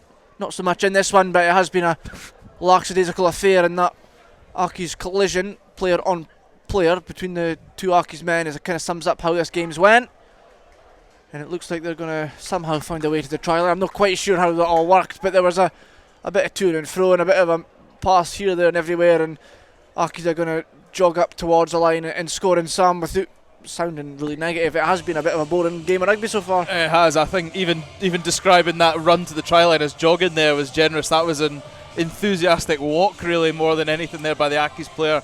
You spoke about the sort of kamikaze collision there. It was what made me sort of scoff more than anything. I don't know if the microphone picked it up. Was Robbie Kent was actually scragged so ferociously at an angle that he actually tore up turf because he spun on his own ankles that hard. So he's the only one that's really sort of put an emphasis on this game. You can see the rest of his teammates around him. They're operating at that 60-70% mark. They're trying to conserve what they're doing. It's a clinical display from Accies here, and the problem you face when you face a team like Accies is their fundamentals are so good. They're drilled in the one-on-one tackles, the crispness of pass and the flatness of hands, that you kind of really rely on them to make a mistake more than your skills can beat them in the ones that you need rugby knowledge to beat them. They will always beat you in one-on-one fundamentals. I think there wasn't many people who would have had money on the President's 7 coming into this pool, but they have played not too bad at all, really, considering, and they've managed to score a couple of tries in the process, and that was a lovely little work try there from Gala, and the President's 7 side have really, they have stepped up at times, and for Finn Thompson just now, that was a nice bit of play, Sam. It is, and like we said earlier, it's still your home sevens. Like he can say he scored a try at his home sevens for Gala, President's 7, fair enough, but it's still there for him. That crowd was still cheering him on. Most of the crowds here are supporting him, so it's a nice one for, and it was a very well worked try there. I think it was Cameron Bryden. He's shown real promise in this. He's got these nice gold boots on, so you have to be good if you're confident enough to wear boots like that on the pitch, but he's showing real prowess there. And as we've said, these players probably weren't expecting to play here until probably about earlier this week, so to try get yourselves together and get yourself psyched up to play sevens properly, it's not a thing you can just turn on the day. It takes real motivation to play a game of this endurance. That takes a score to Edinburgh Accies 26, President's 7-5, so Accies through to the semi-final stage. They will play in the second of the two semi-finals. The first semi-final will be Gala against Peebles. That's coming just before 6:10 this evening, and then the second semi-final will follow a little bit later on at 10, just before 6:50, and then the final of the senior men's competition will be at 7:30 tonight. And it has been a great little atmosphere so far today as the play still unfolds below us, but there has been lots of a hive of action unfolding. There's been minis tournaments and under 14s, 16s, 18s tournaments. There's been girls tournaments, ladies tournaments. There's going to be a clan match later on, so a real hive of action here at Netherdale and on the back pitches, of course. And whilst I've been reciting all that to you, there has been a try again for Accies, a meaningless try, of course. They are through, as we say, but nice for Accies, Sam, just to get that try on the board. It is, I think players, they like to score tries, they like to get it, so they like to feel like they've had a direct involvement in winning the game. There's a lot of players that get by on dirty work. You think of your Richie McCaws on a professional outfit they were not necessarily known for having ball in hand all the time, but it was that classic old saying of, if you watch the game you might not see him, but if you watch him you see all the game. So these players are liking to get tries. You look at Jared Binstead and Scott Cusack, who just got the try there for Accies. They're not necessarily the big names on this team sheet like Chalmers, like Robbie Kent, but they're equally playing their part in this game to get Accies through this tournament. Well, this Edinburgh Accies side have scored a fair few points so far today. They did come over Kelso 33 points to 24, and then they've put in a fair number, 31 so far on the President's 7. However, if you go back to the final of 2017, they were defeated by Watsonians, but it was a 61 point game in the final that day, so a big score between the two, as they now have to try and maintain a decent defence against the President's 7 select side, who are still playing for that pride in the badge on the jersey, Sam, as you say, and getting a chance to turn out for a Gala side at their home sevens. and I'm sure they'll be looking forward to a nice cold refreshment on the conclusion of this game, as they win a penalty just outside the halfway line, and they can now try and launch a bit of an attack from a platform, as we see Lachlan Johnston, a familiar face in the Gala side. And that was a nice little bit of play there by Gary Beaumont, who manages just to, as well as having nice hair, manages to also attempt some nice footwork and launch a ball into the air. It didn't go forward, it didn't quite go backwards either, it was a bit just of a hanger in the air, and the ball's found its way comfortably over onto the far side by 2 or 3 passes by Accies, and it fell right into the hands of Robbie Chalmers, who has managed to run in for another try. And Sam, this has been a game that's felt just kind of a bit slow and a bit weary and not quite fully there, given the circumstances that it was a guaranteed, a win in the pool for Accies. But it's still good to put on a bit of a show for the crowd. There's still plenty of people watching the game, there's still plenty of people interacting with the little happenings here, there and everywhere, and especially a lot of support for the President's team, who people appreciate these boys are not quite meant to be here, so they're just giving them a bit of support and cheering them on, having a bit of a laugh with them, and all in all a good 50 minutes, although it's not been the best quality of rugby. And that's it. It's what amateur rugby's meant to be like. It's a good laugh. Like the boys, like you say, they'll go back in the change room after that, and they'll have a bit of a laugh. Go like, you were terrible, and they'll be like, well, you were also terrible. And then I think one of them will probably go, I think collectively can say we were all terrible. But it's part of that laugh about it. You're getting a chance to go up against these people. You're getting some minutes in your legs for your 15th season, and like you say, we can't have it both ways, where we moan about teams not turning up, but then we go, oh, well, why are the President's 7 playing? It's like, you want games of rugby to take place because you want the tournaments to last longer. You want the tournaments to mean something to more people. You get more chance to get your players on the side there. Yeah, nice, comfortable win for Accies. They have run in their score just before full time, and just to bring everybody up to speed, Melrose, Kelso and Jed Forest are all out of the competition at the pool stages. Selkirk withdrew late last night, early this morning, and also Curry earlier this week pulling out of the tournament. So it was a 10-team tournament. 2 pools were decided by 2 head-to-head aggregate score situations. 2 of the other pools were decided by the usual format of playing each other in the pool. And from that we have a semi-final lineup of Gala against Peebles and Accies against Hawick. But it finishes in this one. It's Accies 43, President 7-5. Yes, 6:05 or thereabouts is when the semi-finals are going to be taking place, and it's going to be Gala against Peebles. It's also going to be Edinburgh Accies against Hawick, and well, I wonder what odds you would have got for that sort of lineup earlier on today. But good to see that the K7's table certainly is pretty much wide open because of that. Well, age group games coming up on the pitch, on the main pitch, very shortly. We'll be rejoining Sam and Ewen for the 2 semi-finals, of course. But soon we've got a chat with Director of Rugby at Gala, Hugh Brown, will be talking to Ewen Swinton. That's all coming up after this. Wonderful stuff from Steely Dan from a long time ago, before that Busted, and it's Rugby Radio, 28 minutes past 5 on a Saturday afternoon. You're missing absolutely nothing as far as rugby is concerned at the moment. The 2 semi-finals coming up round about 6 o'clock. Just to recap that it was Gala who won Pool A. It was against Watsonians, and they actually did a double header because Selkirk pulled out just before, I think it was about 7 o'clock last night, so they didn't appear, which meant Gala and Watsonians played each other twice, and they used the aggregate total, which ended up 47-41 to Gala. It was pretty close stuff. So Gala going through to the semi-final. Watsonians ending the day with 3 points, which gets their campaign off the mark on the K7s. Pool B, some would say it's a little bit of a surprise. Peebles beating Jed Forest. Another good game in that game. 10-7, very close one. So Peebles getting the better of Jed. They also went on to beat GAC Sevens, the guest team, 41-7. Jed did, and Peebles beat them 41 points to 10. So Peebles will progress to the semi-final to take on Gala.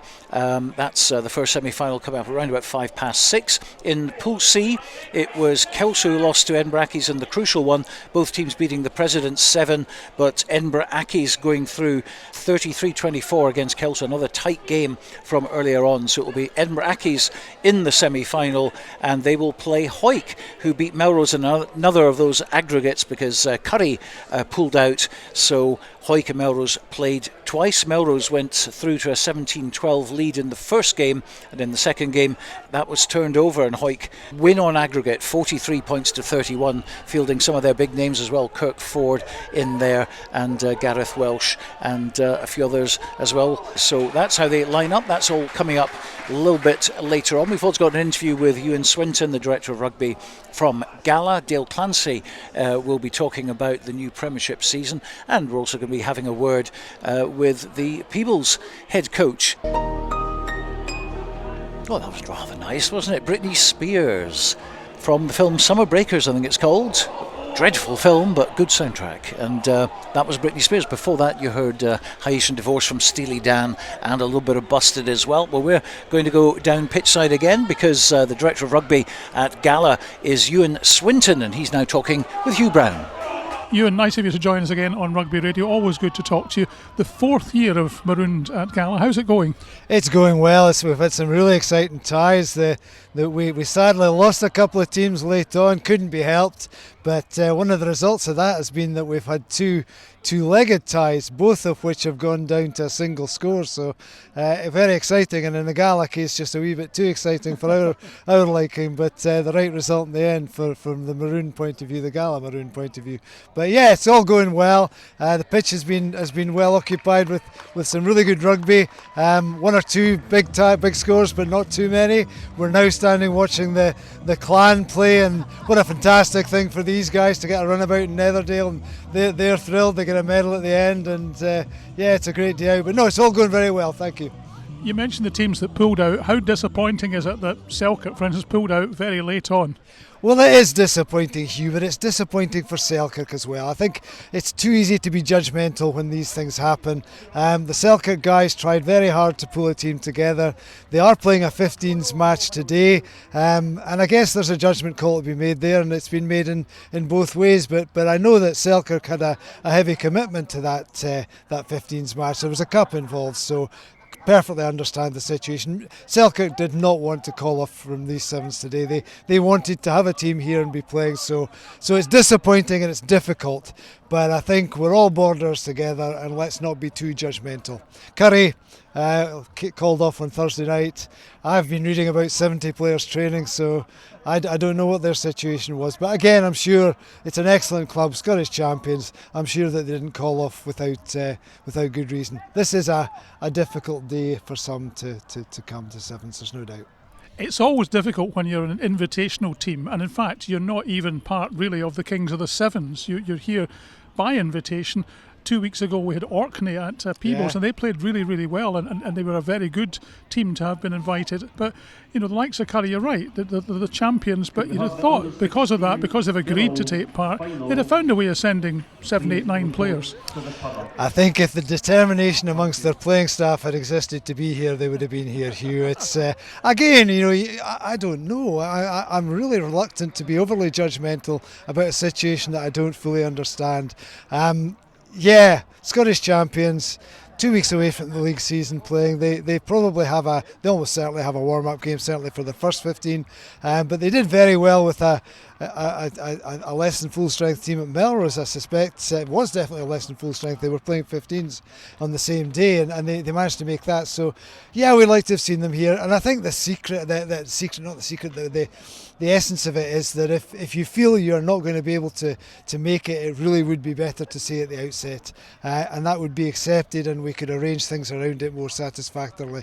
It's been fantastic that all four of the teams who've had to play an aggregate tie have taken that late change in what they thought they were coming to so very well and in such a good spirit.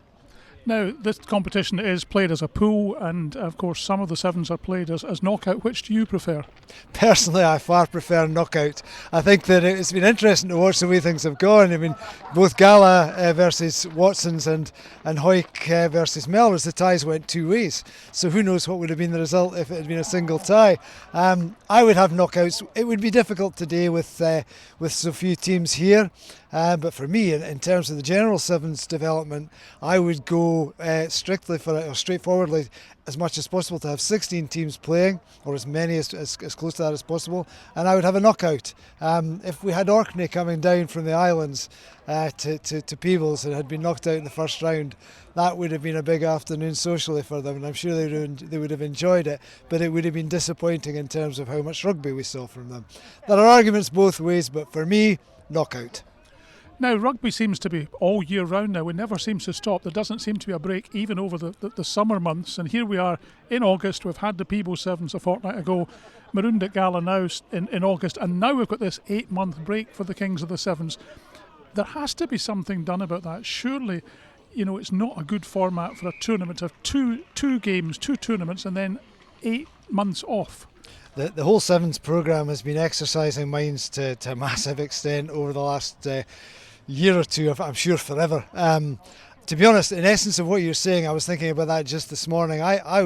My common sense head says, yeah, absolutely, it should run in a one series of tournaments, and that should happen probably at the end of the season. If we tried to do that just now, we'd be back to playing on the first Saturday with umpteen teams missing because of their 15s commitments. If we tried to extend into June, we would really be lengthening a season beyond what anybody wants it to be, and the SRU wouldn't necessarily agree to that anyway. So I think that personally, this is only personal, it's important to say this is only personal, but I think I would be having a look at the qualifying tournaments and thinking about just how many tournaments the Kings should comprise. Should it comprise 10? Should it comprise 7? That will be seen as a very threatening comment by some, but I think there are workarounds that could make that happen, and we need at some point to find a way to rationalise it into a single tournament. I think, because I agree, I listened to what Struan Hutchison had to say in your programme a couple of weeks ago. They play 2 tournaments and then they go off for 8 months and come back and play 6. The guys who are in contention are definitely thinking about it over the winter, and it's something that they're keen to compete in when the spring comes. But yeah, I think a single run would be good. There may be some culling required to bring that to pass, and that will be a hugely unpopular comment in some quarters, and I would completely understand that. Well, one of the things that might happen as far as culling is concerned is that Melrose might be taken out of the Kings of the Sevens because they have so many invitational teams. It's a different format, and the Borders teams have far less chances, if you like, of actually scoring points towards the Kings of the Sevens. And of course, next year, Melrose is going to be the very last tournament in the Kings of the Sevens. Well, I think if we had looked at Melrose as it's been over the last few years, I would completely and absolutely agree with that. To me, it would be common sense. However, I think what we do have to recognise now is that sorry about the background noise. The guys at Melrose are working very hard to change what they've had over the last few years. The new tournament will become, or the next tournament will be clubs only. So I think that they do belong in the Kings of the Sevens. I'm a strong advocate of what they've decided to do. There is disagreement from some. It now becomes the last tournament, which has for a long time, though not forever, belonged to Jed, and now Melrose are in that place. So for me, I would say that given that it's now going to be a club tournament, I would firmly have Melrose in the Kings tournament. Who knows when the final outcome will be decided? It remains to be seen. But I think Melrose have recognised that there are difficulties in their format. They've recognised the impact it has on the crowds and the nature of the crowds, and they are working hard to come back to the club game, and I think that needs to be supported and encouraged. Again, not everyone will agree, sadly. Is it a case, do you think, Euan, that there is simply too much rugby and not enough weekends to play it in? I'm not sure about that. In terms of the Sevens, I think that's an argument. In terms of the 15s, we've got a 34-week season and 22 league games to play, so there is enough space, really. But yet, sorry to interrupt you, but yes, the SRU have basically canned the Scottish Cup, partially because the Borders clubs pulled out. Yeah. Well, in total, if you include the Scottish Cup, you include the National Leagues, you include all the Sevens Saturdays as being sacrosanct for Sevens, there is just too much rugby in the calendar. It is a difficult question. Yeah, the weather will dictate whether there are enough weeks at the end of the day. If the weather is benign, plays ball and allows us to play the leagues as they are due and scheduled, then everything will be fine. If the weather doesn't play ball and we're playing serious league rugby well into April and even May, then the Sevens are going to struggle. They're going to suffer. And then you've got to think about the inter-district championship as well, and the south, and you know where that fits into the timetable. Well, yeah, you do. I along with our friends in Edinburgh, I strongly favour going to the festive season. It's not without jeopardy. There is the possibility of being disturbed by the weather at that point in time, but over the last few years that hasn't been the case at Christmas. It's my view that we should play the inter-district championship during the lull period at the festive season. You could play it on the 21st, I believe, this year, the 28th, and even the first Saturday of the new year. The South are certainly working as hard as we can in conjunction with our friends from Edinburgh to introduce a game at some point. We'll need some agreement from the SRU on that front, and that question is under discussion at the moment, but I would put the district championship at the Christmas period. There's a lot of talk in Scotland about pathways for players, but is the pathway right just now? Is there enough of a pathway to allow players like the players that are playing today here at Netherdale to go up the career path, if you like, and play semi-professional rugby? After all, we've lost the Super Sixes. Yeah, well, the pathway just now is blocked, I think, for a lot of guys by the real pathway is blocked by the academy scenario. We don't have many of the young lads who you would want to be playing club rugby because they're off doing other things, and we're not too sure what the other things are, in all honesty. So for the club player who is part of the club setup and not away to the academies, there is an avenue, and the avenue needs to include district rugby, because if it doesn't, then the leap and what the senior coaches or the professional coaches are able to look at in terms of the development of players and how they cope in a tougher environment just doesn't exist. So I think that the pathway is as the SRU want it to be just now, but wiser heads than me think that perhaps the route for the young player is not filled with enough rugby, and in terms of the club player, the opportunities need to be honed, let's put it that way.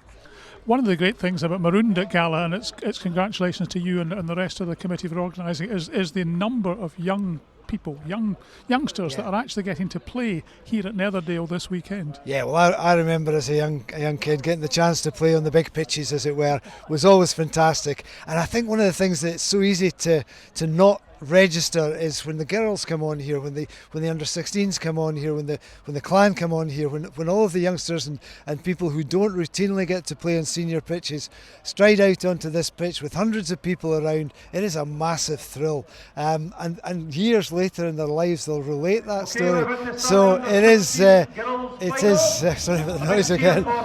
It's a great experience for the young people. We are keen to adopt this festival situation, and it is a great opportunity for these kids. They do appreciate it, and one of the things that I've found over the years that I've worked particularly in age group rugby is that it's a memory that lives with the kids later on. So it's a great tournament. There are lots of medals and trophies being won today. There are big thrills for the kids. These girls who are now coming on the pitch, they get an immense amount from this experience, and that can only be good for their continued involvement in rugby. So this format is a big job to organise. It's a big day. There's a lot going on, but it gives a lot of people a lot of fantastic experiences that they will remember for a long time. Just finally then, Ewan, I mean there is so much rugby going on, as we've mentioned. Scottish rugby at times gets criticised by certain parts of the media for the way it's run, the way the SRU run it. But are you optimistic about the future of Scottish rugby going forward for the next 5-10 years? That's such a good question. Such a loaded question, Rush. Are you recording this? Yes. So yeah, in all honesty, yes I am. I quite like the noises that are coming from the top now. And you have to think that will filter down. There are clearly, well, in view of many within the clubs, there are clearly problems. There are difficulties of communication and cooperation, and I think that impacts on how much we see of the young lads who are in the academy type stage of their development.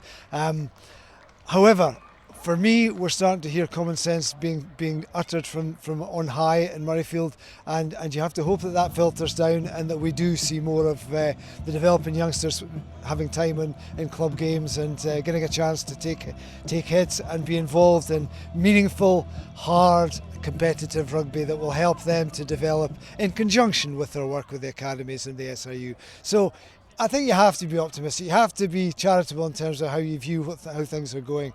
But beyond any shadow of doubt for me, there needs to be more active interaction and respect mutually between the clubs and the officials of the SRU and the coaches who are organising development.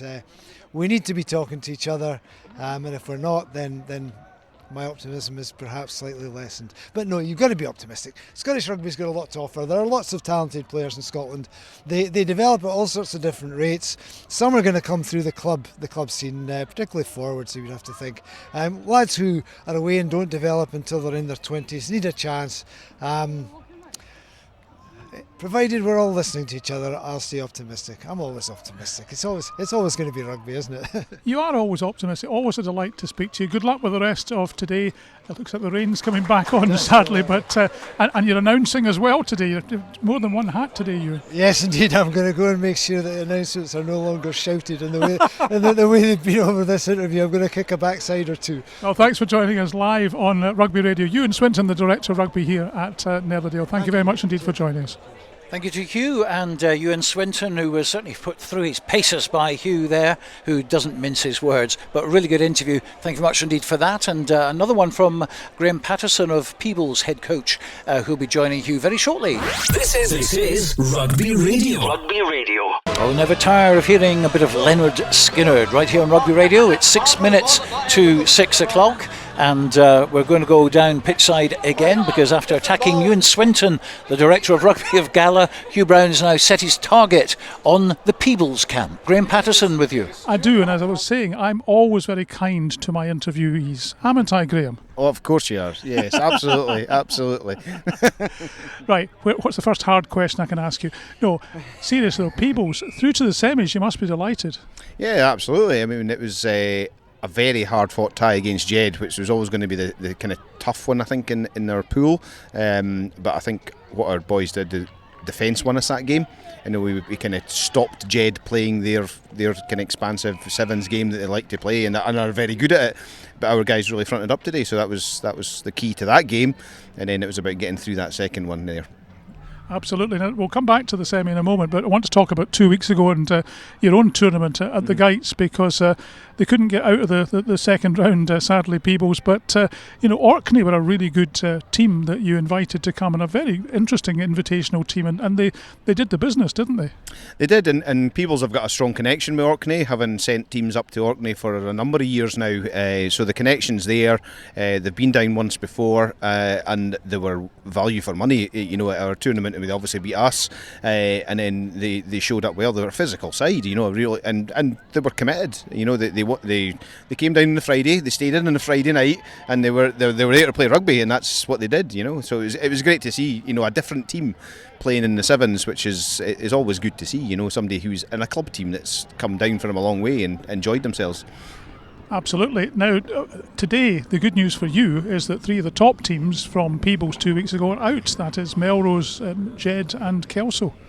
Yeah, so that creates opportunities, but you have to grasp those opportunities, and that's what we have to do now, is go against Gala, the home team, the host team. So that's not going to be easy, as we know, but we've got to stick to what we done best against Jed, and then just give it our all. You're now in knockout rugby now, so effectively you've just got to throw the kitchen sink at everything.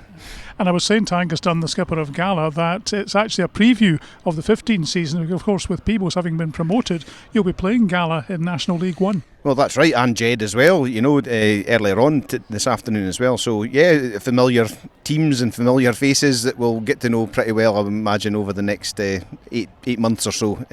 So, yeah, you can never gauge sevens as 15s. Obviously, there's a whole host of different reasons why you wouldn't base everything on that. But it's set down the marker, for something that might come in a few weeks' time.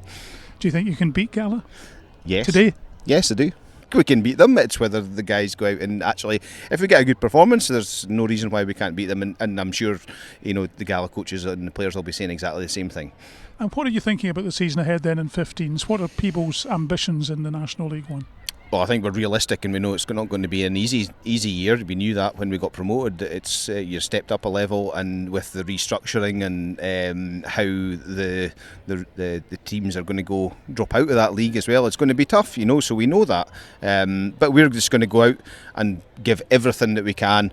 We've got pretty much the same squad with a couple of new additions to our squad coming from the Colts and a couple of boys from elsewhere that have come to join us, and we're hopeful that we can really give a good account of ourselves, and our aim is to be competitive in every single game and win as many as we possibly can. That's basically what we're going out to do.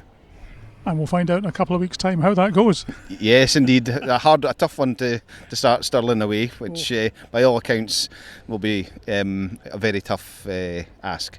But yes, they'll be one of the teams that I think will be right up there at the top. I think so, from what you're hearing, and in terms of player retention, from that side of things, from the Super 6 side of things, they seem to have retained quite a few of their players. So yes, we know it's going to be tough, but hey, we'll relish it, and we'll just go up there and test ourselves against what could be the best team in the league, and who knows.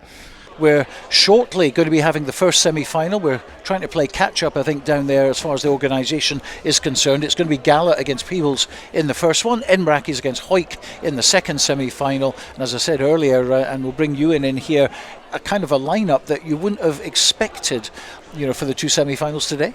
Yeah, totally. I mean, you look at it another way, obviously, unfortunately, Selkirk dropped out, but of the tournament before the tournament commenced. But if you look at another way, you could have had Selkirk, Melrose, Kelso and Jed in this stage of the competition, and none of those teams are actually here at this point. They've all been knocked out or withdrew, so it really changes the whole look of the game. But at the same time, you look at the teams that are through, and I would say they all deserve to be there. Nobody's kind of came through as a shock. I would say there's maybe a slight bit where teams have maybe looked better than other teams, don't get me wrong, but at the end of the day, it's about winning matches, and the teams that have got there are there because they've won the matches.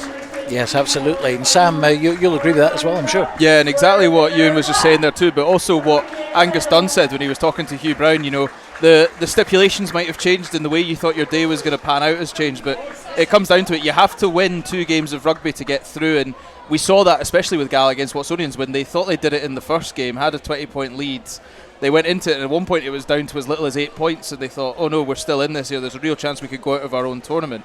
So they had to step it back up, and then you look at the aspect of, like you say, teams went out that you expected to be here for longer. Obviously Melrose had that aggregate situation to play against, but you look at Kelso, they played Accies first up, and it was second tie of the day.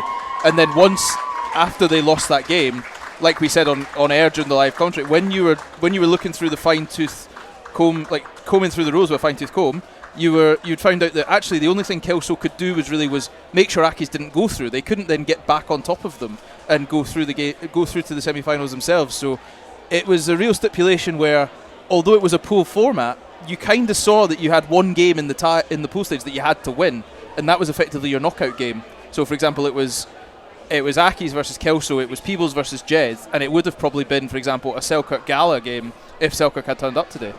Yeah, it's interesting, and this aggregate thing that's kind of been forced upon Gala, I actually quite enjoyed it, I have to say, because the Hawick Melrose one was really close. It was just 7 points in it, and then Hawick managed to turn it round in a big high-scoring game. And similarly with the Gala Watsonians certainly didn't lie down in the second tie, so it was like a new dynamic to it all.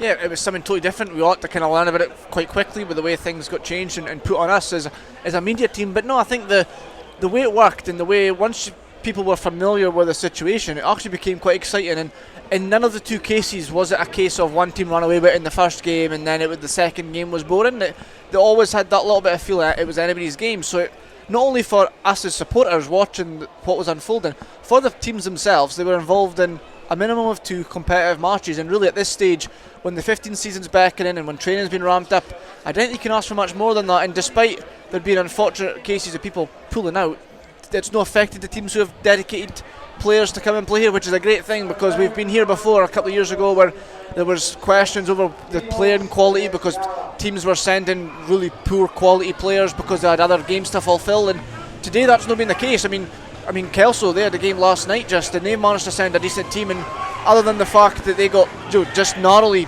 beaten by Edinburgh Accies earlier on, or they would have been featured in the semi-final stage. So it has been a little bit of a new format for us to comprehend and understand, but it's worked and nobody's really lost out by it, and the teams that have sent proper squads have came away with the better results, and that's all you can ask for, really. Okay, well, it's 9 minutes past 6 now, so I think we're back on schedule because Peebles and Gala have both taken the field. It's the first semi-final. Who's going to get through to the 2024 Gala Sevens final? Let's find out by rejoining Sam Mathews and Ewen Welsh. Thank you, Stuart. Yeah, it's the first semi-final of the 2024 Gala Sevens is between the hosts, Gala, and nearby opposition, Peebles.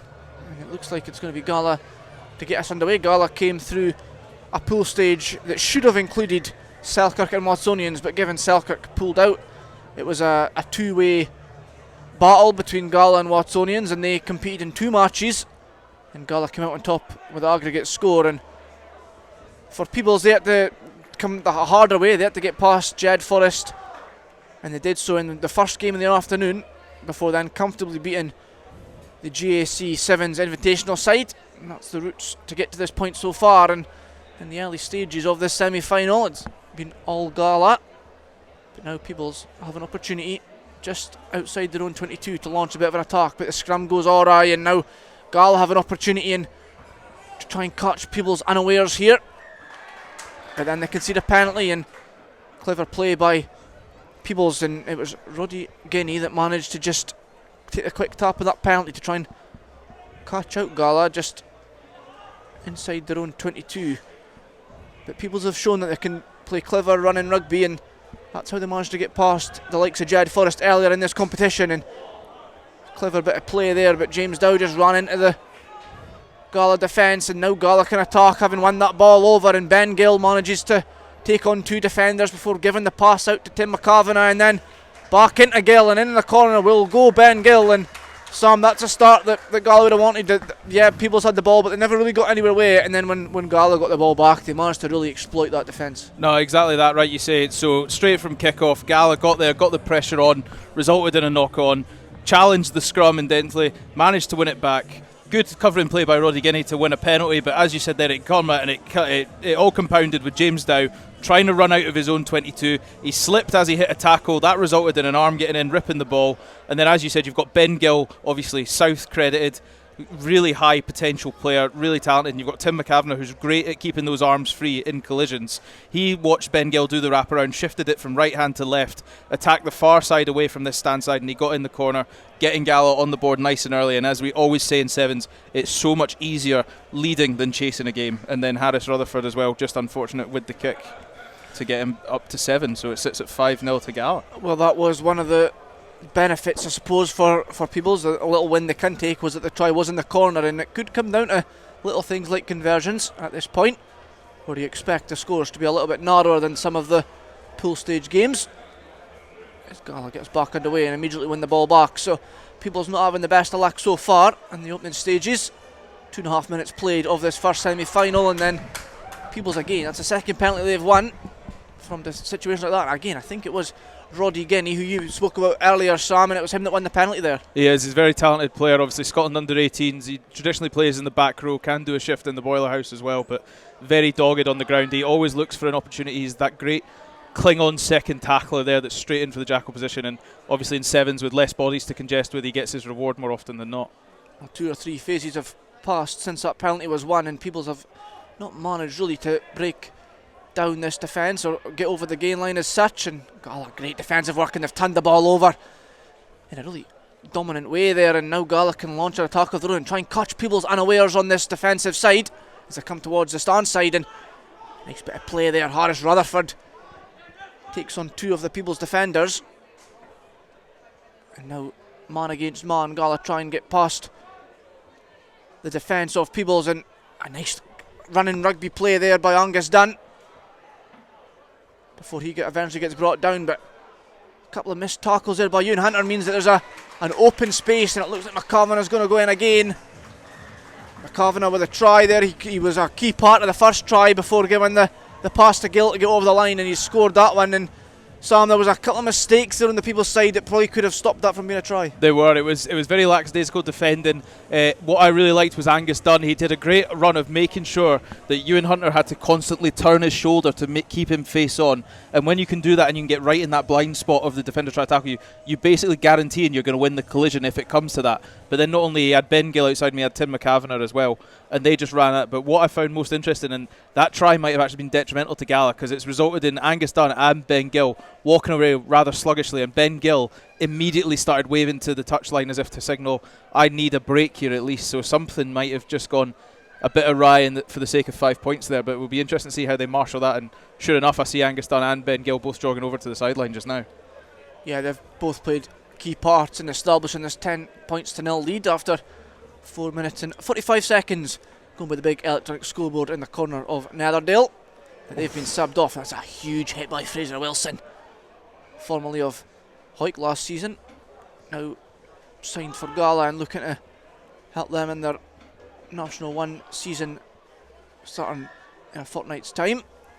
Peebles win a penalty. Again, they've done well at winning penalties from defensive situations, have Peebles, so that's something they can hold to themselves, and now they can get a chance to attack, and that's a nice bit of play on the far side, and the chip through to try and find Guinea was there, but Guinea was just reluctant and being able to grab a hold of the ball and managed to then get over. And again, another penalty won by him. That makes that 3 just by him alone in this Peebles side, and now he comes with a big swinging pass towards the stand side where there is a wee bit of space, and it goes to the hands straight for Miles McLaughlin here on the stand side. There was space, and they'll go over for the try, and that's a nice little reply by Peebles. It is, and it's exactly what they needed. As you said again, Kel McKeever, he's the one that we maybe heard both of us gasp. He received a huge hit by Fraser Wilson there. Welcome to adult rugby full time there, Kel McKeever, but he responded very well. Nice little run through the last man in the touchline, got round the outside. We saw Roddy Guinea, he offered him to put the chip kick through, didn't manage to get it, but like we said, he was there, man on the ground. As soon as he let him up, he had him straight back down, released, won the ball,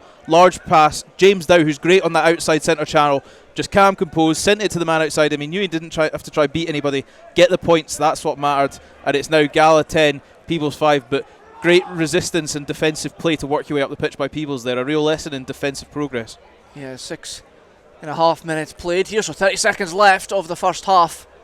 In this first semi-final, it is Gala who lead 10 points to 5. So 3 tries in this semi-final so far, but no conversions, but the tries have been in the outer edges of the pitch, as Gala try and attack from deep, and they do so on that far side, but to no avail at the minute as Wilson recycles for Gala.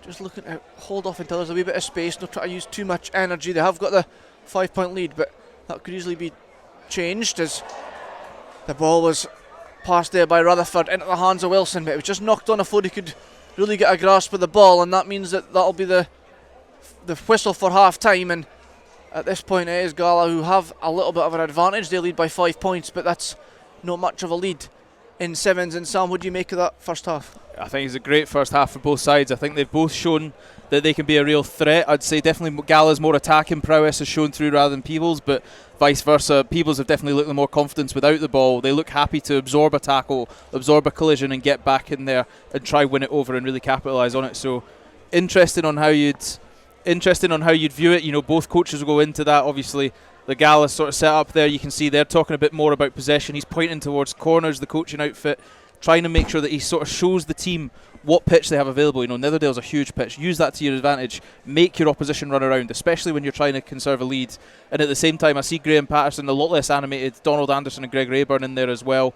A lot of heads nodding, so there's a lot of people in agreement knowing what they need to do in both camps. But it's a different question to be saying, we need to do this to win, and then actually going out and implementing that strategy.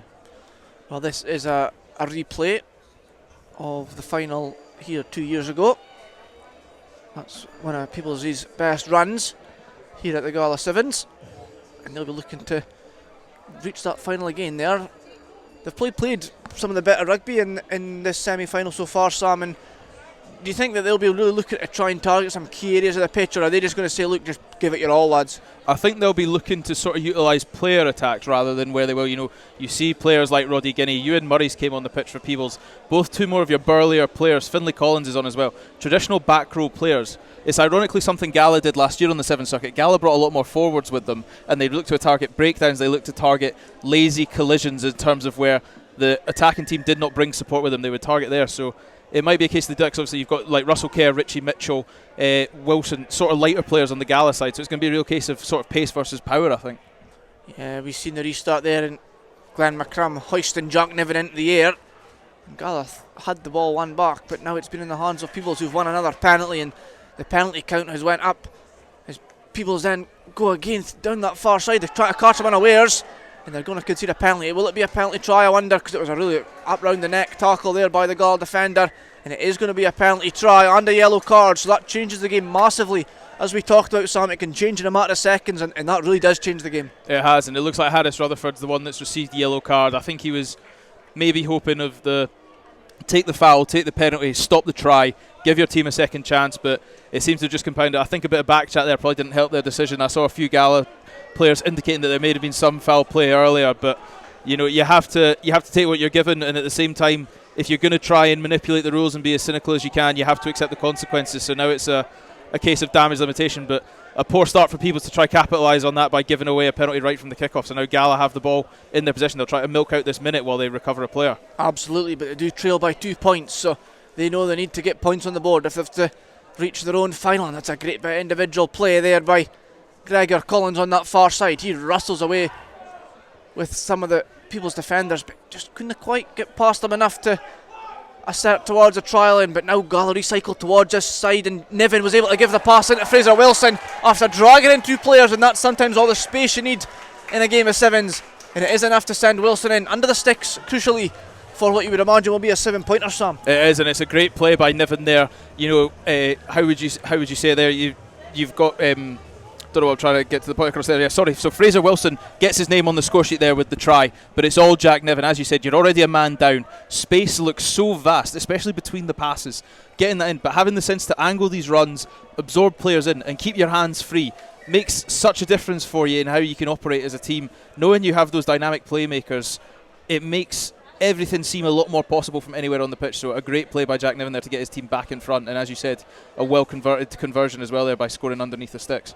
Yeah, Gala back in front. Now remember, the winner of this one will go on to face in the final at 7:30 against either Hawick or Edinburgh Accies. That's a second semi-final coming up a little bit later on, but just now it's about Gala being able to hold on to this lead that they've now established. They have got the crowd behind them. That's a decent crowd that have turned out for the social occasion here at Netherdale, and they've won their own kick-off back, which is a great asset in a game of sevens.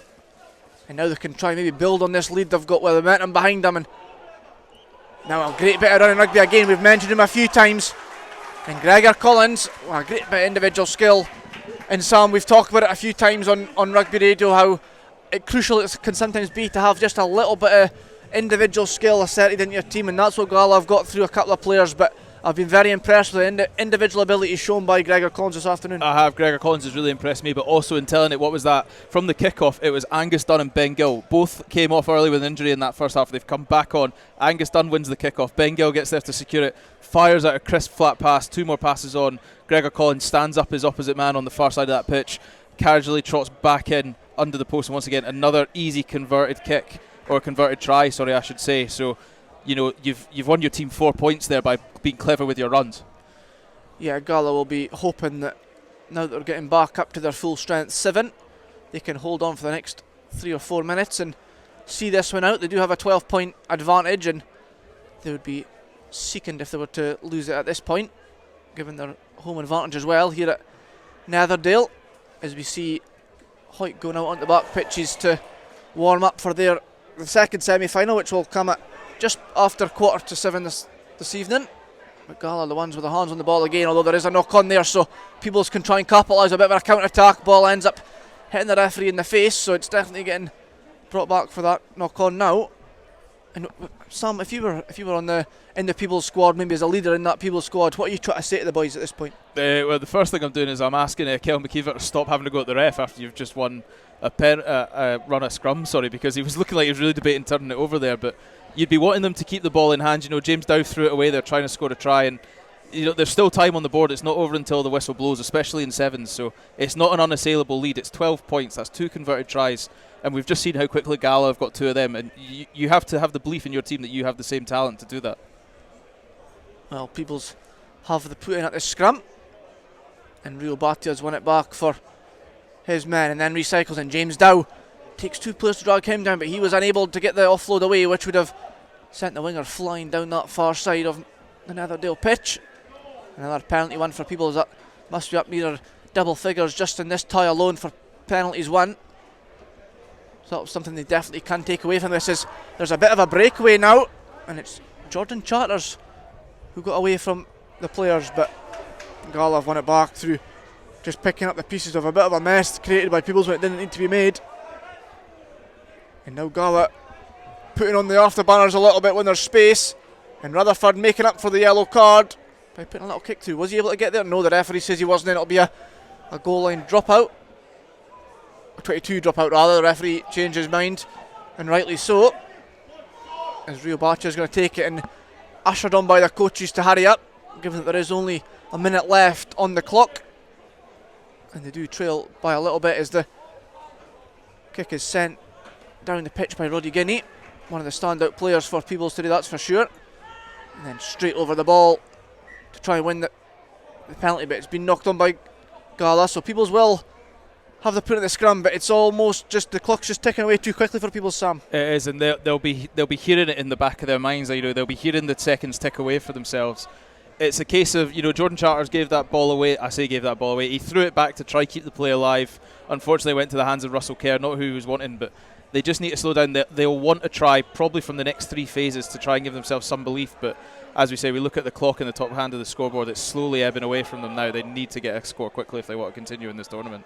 Yeah, well, they've been pinned down into their own 22, and then Gala have turned it over, so it's all going Gala's way at the minute. And Gregor Collins, we've mentioned his name a few times, and a brilliant, again, it sums up exactly what we've been saying about him. He brushes off the first defender, fends off the second, and goes in under the posts, and I think, Sam, that'll be that. It is, and Gregor Collins there, he's had a real field day, especially in this tie, to compound it. He's just sat down Rio Baccia to get the last scores of this semi-final, and he's sending them away, but a very impressive outing there by Gala going into the final of their home tournament, a really convincing victory.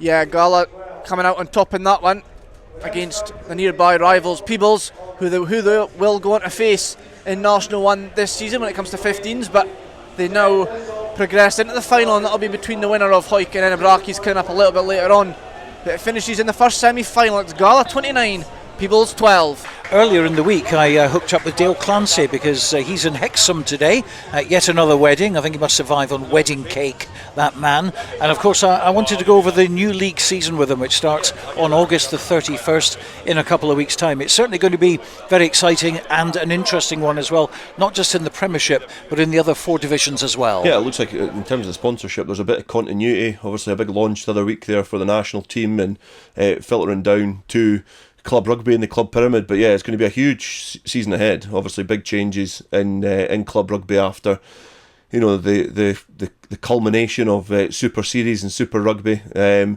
everything filtering back into the clubland, so nobody really knows where all the clubs are going to be. A lot of those players that were playing semi-professional rugby are now having to find new homes or new clubs, and everybody's been kind of trying to steal a march on one another to try and get the best quality player that was available. So it's difficult just now. A lot of clubs keeping their cards close to their chest, but you can see there's been a bit of player movement.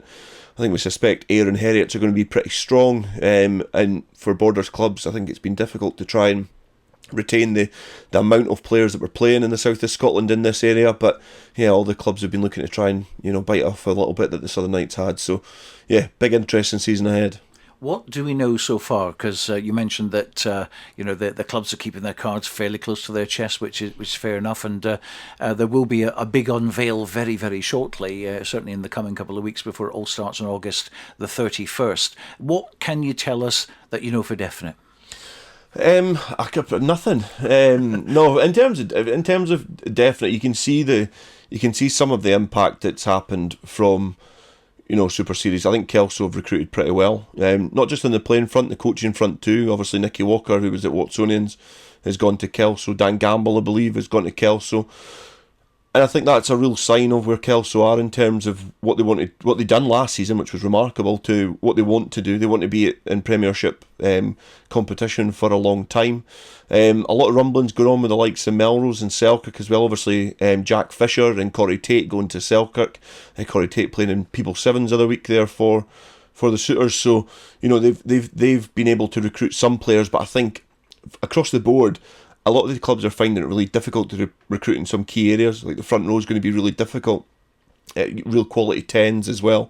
It's going to be really challenging to try and fill all those positions. And Peebles were up at Curry. Curry have been able to recruit a few players off the back of their success. But Curry at the moment have got the mantle of being the best club in Scotland. It's going to be difficult to try and retain that, because the whisperings are the Ayr have been able to retain a lot of their players. And again, testament to the way that club's handled themselves for the last couple of decades. They thrived in semi-professional rugby. They were the benchmark in club rugby before that, and it does look like it's going to continue that way, and I don't think Heriots will be far behind either. First day of the season, you got Ayr versus Curry. That's very tasty. Yeah, Curries are very tasty. But yeah, Ayr versus Curry is going to be a big game, and I think at the start you usually look at games and you don't think you can read a lot into it, but the first, I think you're going to be looking at a lot in that game in terms of how high a bar are Ayr going to set, or even how high a bar are Curry going to set, because I'm speaking there as if I'm writing them off. This is a maybe a cluster of players who have not been playing in this environment for a while. Yes, the quality will be high, but the way that games are approached are completely different. Performances won't be as polished. They won't be as crisp as what you were able to get in semi-professional rugby. It was fast flowing. It was it was expansive. We all know playing a Curry team's not going to be that brand of rugby. So yeah, that's going to be a huge game. That'll be the game to probably keep an eye out for. I know there's obviously other game, Melrose Heriots being one. That'll be interesting for different reasons to see what level both those clubs are at. So yeah, the opening weekend is certainly going to give us an indication in terms of where we're going now in terms of club rugby. We've been speaking about it for months, a bit of guidance, a bit of a steer. I think these are really exciting times for club rugby. I think that the focus is back on the amateur game, if you want to call it that, but yeah, just call it club rugby. The focus is back on the club rugby pyramid, and the opening weekend will give signs as to where the clubs are at. How long is it going to take, do you think, before we, I always say about the 4x400 metre relay, the stagger unwinds after about 500 metres into that race? The same sort of thing here. Is it going to be about 4 matches in or 5 matches in or a little bit longer? What do you think? Yeah, first time I've been posed with that question, and the number that came in my head was about 6 games, because I think at that point, I think the quality teams will go on a bit of a run. There will be a split. I think this is going to be a kind of 3-section league. There's going to be a couple of runaway teams. There's going to be teams who are competitive that are able to try and keep pace for the majority of it. And I do think there's going to be a couple of teams that are going to really struggle. Depending on recruitment, depending on how close seasons went, I think that with the changes to obviously the competition, there's going to be a couple of clubs, which is going to happen inevitably, but they're going to really struggle in this division. But we have to allow a bit of time for it to bed in. So I would say after about 6 games, we're going to be able to see, who's fighting for the trophy and obviously who's looking to try and survive at the bottom. So it's 12 teams in the Premiership. That means there's going to be 3 teams relegated. We have 4 Borders sides, so we're guaranteed one in the Premiership at least next season. Hopefully we'll be able to retain all, but it is going to be very, very tough. And then you go into National 1, where obviously that's a 10-team league at the moment. They're going to lose 3 of that 10. Yeah, I think National 1 is going to be equally as competitive. Obviously, from my Peebles roots, they were able to get back into Premiership rugby, National 1 rugby, after winning Nat 2 last year. And you look at Stirling County, Boroughmuir are going to be in there. I don't know too much about Boroughmuir, but I know there's a big drive to try and recruit players, so I don't know how strong they will be, because the Premiership is heavy with Edinburgh teams, so they'll obviously find it difficult. But Stirling, who were really successful at semi-pro level, have been able to keep a few of their players. Unfortunately for Peebles, they've got to go to Bridgehall on the opening weekend. But again, bigger. We're a team last year that we probably talked up at the start and didn't really compete. There was times that were in relegation battle, but they've been able to lure Scott McClymont from Selkirk, the ex-Selkirk captain, and Rhys Cullen as well, is back to his home club. So they've been able to recruit 2 key players. I doubt they'll be the only ones, but obviously there's a sign of intent for some of those clubs to get in the mix as well, and obviously maybe try and catch Stirling cold if they're not able to retain all of their squad, most of their squad. They'll be looking to try and get to the top of the table. That's the thing. If you're going to play on paper the best team first up away from home, then you can really test yourself. Yeah, and I think looking at the fixtures in National 1, I had a keen eye on Peebles and looking at it, and I think the opening 6 weekends I'm looking and thinking there is not an easy game in that division. We knew how competitive it was last year. Obviously Ayr ran away with it, but all the other teams seem to cut each other's throats. So I think it's much the same. You've got difficult clubs in there. Glasgow Accies, who are going from strength to strength. You've got Highland in there as well, which is a difficult trip away from home, certainly. Bigger, and Peebles is a rivalry, but you've got to look at... the focus is on the semi-pro clubs coming back in, Stirling and Boroughmuir, and it'll be interesting to see where they shape up. But it's going to be a ruthless year with the amount of relegation that they're going to have, but it's how the clubs are going to manage it. And after 6, 7, 8, 9 games, we're going to have to see clubs adapting and looking to try and adapt it probably a bit earlier than usual, because they'll probably know their destiny sooner rather than later this season. And what about the academy players? Are they going to be able to be drafted in? Certainly not to the National 1 as far as I can tell. I think it's going to be the Premiership that they will be available. And you've got nearly 50 players there. So again, that's going to make a difference. Yeah, and a lot of good quality players as well. In the light of day, I think that the one thing it probably has given us is it has given us more exposure to young players coming through the semi-pro level. We've seen it, obviously Scotland were successful in their trophy campaign. I don't think that would have happened if they hadn't had semi-pro rugby, and it was flawed at times. Maybe the Fosrock Futures didn't work, but these players have been asked to grow up pretty quickly, and you see the list of names for Edinburgh and Glasgow. There's a lot of really quality players in there, a lot with Borders links as well. So how that works, I'm not entirely sure just now, but I remember back years ago when there was a draft system, it tended to be pretty fair. No real club lost out, but it's just making sure these players get rugby. I don't know what will come after that in terms of representative honours for these players playing A games and probably reserve games, but they need to be playing rugby and need to be playing at the highest level. So the one thing is for sure, the Premiership will be a higher level. Like it's going to be, it's going to supersede what came last year anyway, because the quality that was in Super Series is going to be merged in, and it should drag everything up a little bit more, and hopefully those under-20s players are players that benefit from it. So effectively, I guess what everyone's hoping for is in the next 2 or 3 years, the standard is going to be driven upwards, and it will be a proper replacement, effectively, for the Super 6. That's what my hope is. I think the first season that it came about, you noticed a real drop in quality perhaps in the Premiership, and it then started to find its brand, and it was a brilliant competition, and that's not to underwrite anybody's achievements in that division, because winning championships, winning doubles, winning away from home, to win championships was remarkable, and the level did increase because you started to see that player trade from that level back to the Premiership, and players going up to play. There was an ambition from clubs as well, so it closed the gap. So yeah, Super Series is now a thing of the past, and clubs in the community and the rugby folk in the country now need to club together to make sure that we drive standards up, and I think it will show this season. The games are going to be really, really good. You look at all the clubs in the Premiership, and every weekend there's 2 or 3 top quality games. There's a couple that you think they might be a bit one-sided. That's just going to be the nature of a reshape, but most of the games on paper look really, really interesting. Well, all kicks off August the 31st, the Arnold Clark Premiership and the National Leagues as well, although National 2, 3 and 4 won't kick in until the 7th of September because they've got the National League Cup happening on the 31st of August. As far as we're concerned, though, we're covering 4 of the 6. We've got Sam Mathews going to Ayr against Curry. We've got yourself and Robin Purdy covering Melrose against Heriots, which again is an excellent start to the season. That's going to be our commentary match. We'll be covering Kelso against Watsonians and also Edinburgh Accies against Hawick. They're the 4 that we are going to be keeping tabs on. Hugh Brown will be down there for us. And then also, of course, Glasgow Hawks will be playing Musselburgh, and in the other match, Mar against Selkirk. So it's all going to be rather interesting stuff. We're looking forward to it. That's happening in a couple of weeks' time.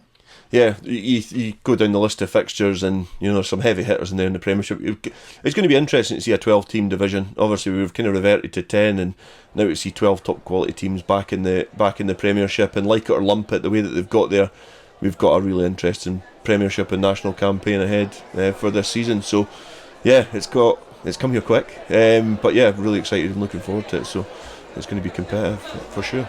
Yeah, we're certainly looking forward to that. Dale Clancy talking earlier in the week about the Premiership and the National Leagues. It's all changed for this season and it's going to be very, very exciting. I think we can go down pitchside. Hugh Brown has got Harris Rutherford with him from Gala. I do indeed, Stuart. Harris, you're obviously working in American time here, but we'll talk about that in a moment because you're late again. Yeah, I know. I'm bad for that. I need to work on my organisational skills, I think. But yeah. Well, let's talk about your rugby skills, because the good news is Gala are through to the final. It was a tough final, tough semi against Peebles. Yeah, no, it was. We went into that game thinking Peebles have got some quick wingers, like the skill set is very good. So we just knew that we had to bring our A game, and I feel we did. And we're sort of just getting in the swing of things. So hopefully the final will win again. Yeah, you've got Edinburgh Accies or Hawick, and that semi will be on in just a couple of minutes' time. Who do you fancy taking on? I don't know, both are good teams, yeah. Obviously Hawick, I would imagine, will be more physical and direct.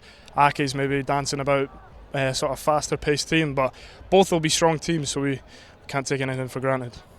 Now, I mentioned America. You spent a year, I think, in San Diego, didn't you? Playing for San Diego in a semi-professional role. What was that like? Yeah, I did. I was over in San Diego for the last 7 months, playing for San Diego Legion in the MLR, the professional league over there. So it was definitely an eye-opener. Like, the standard is actually very good. They've got a lot of ex-pros, played alongside some very big names, and learnt a lot when I was there. So it's like experience you can't buy. So yeah, it was definitely something I'd recommend, and hopefully I can maybe do in the future again. How did that come about then? How did you get that opportunity? Yeah, so I spoke to my agent. My granddad's was born in America, so I'm American qualified. And I got on the phone to my agent, and within a couple of weeks had a couple of teams interested, and then sort of watched some of my highlights and seen a couple of my games, and I was lucky enough to get a shot over there. And yeah, I've had a couple of games, I think 5 games over there, and I've enjoyed every minute of it. So yeah. Fantastic. Tell us about some of the big names that you did play with. Yeah, some of them like Nonu. He's one, obviously a bit older now, but still, like, I'd love to pick his brains. Experience, like I said, you can't buy. And Matt Gitu as well, Australian, played for Australia 110 times, I believe. So again, it's just you learn so much in such a short period of time. So yeah. What do you think that's done for your game back here in Gala? Yeah, I mean, obviously, we have a good coaching setup already, but I feel like the coaches sometimes will ask me what do you think, or I feel like I can add more to the group just because I've learned so much in a short period of time, and it would be stupid not to sort of share it with the other boys. That's great, and that will help them too. Now this season, Gala, of course, in National League 1, playing against Peebles and Jed, amongst others, still in County 2.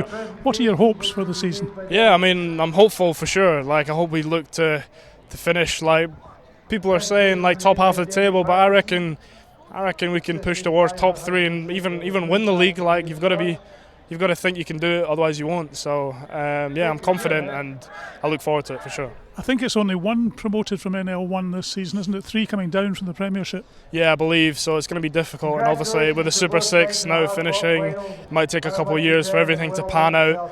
But yeah, obviously Stirling will be strong and other teams, but we've got to think we can compete. So hopefully we will. What do you think are your strengths as a rugby player? Yeah, I mean, I don't know. I always used to thought I was more stepping, running 10, and then just learning so much. I feel like distribution is more my game. But yeah, sort of just like putting boys into space and seeing things that maybe other people don't see. So that's what I'd like to think anyway. So yeah. You happy playing at Netherdale? Yeah, no, I am. Like a couple of people have asked, and I think it's a very good reset for me. Sort of like I was living in California, like I was enjoying life a lot, and it was good to come back, see family, see friends, and just play rugby to enjoy it for a bit, because it was quite. I was in an environment that I wasn't quite used to, sort of that professional environment, and sometimes you don't get a chance to switch off. So I feel like this is a real good opportunity for me just to like have a bit of time off, play rugby to enjoy it again, and play for the club that I grew up playing for. Final question then, Harris. Did you go on the famous wooden roller coaster in San Diego? Because I have. Oh, have you? No, I actually didn't know that was a thing, to be honest. Brilliant. I went to LA, went to New York, Houston, but never the roller coaster. No. It's world famous. I think it's one of the biggest in the world in terms of a wooden roller coaster. Oh, I had no idea. I'll go now. When I'm back in January, I'll go. I'll remember to. Tremendous. It's lovely to speak to you. Good luck in the final. All the best for the season coming forward. Thank you very much. Yes. There we are. That's Harris Rutherford joining me there and talking all about his months with San Diego as well. Very interesting interview. Back to you. Yes, but you've been on a roller coaster. Well, it was a good few years ago. It was when the lovely Lane and I were on honeymoon. So yes. My goodness, that's a long time. It is. So that's very good. Has the rain stopped down there yet?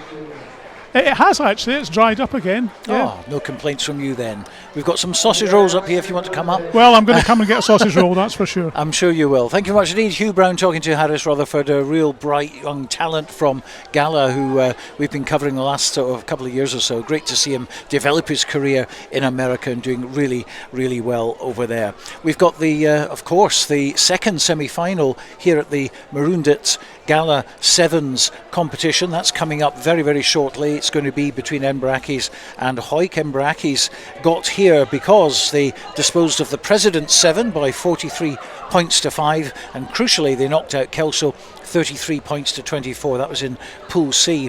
While in Pool D, because Curry pulled out, what we had was a double header effectively. We had Melrose playing Hawick, not once but twice. Melrose won the first game 17-12, but as it was all down to aggregates, it was Hawick that came good in the second match. So it's going to be Edinburgh Accies against Hawick in the second semi-final. So let's go and join Sam Mathews and Ewen Welsh.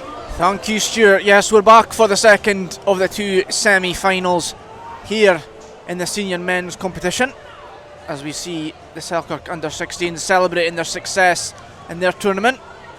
Down pitchside with our good friend Scotty Tomlinson, all smiling and cheering and lifting cups. And Sam, that's exactly what you want to see on days like this.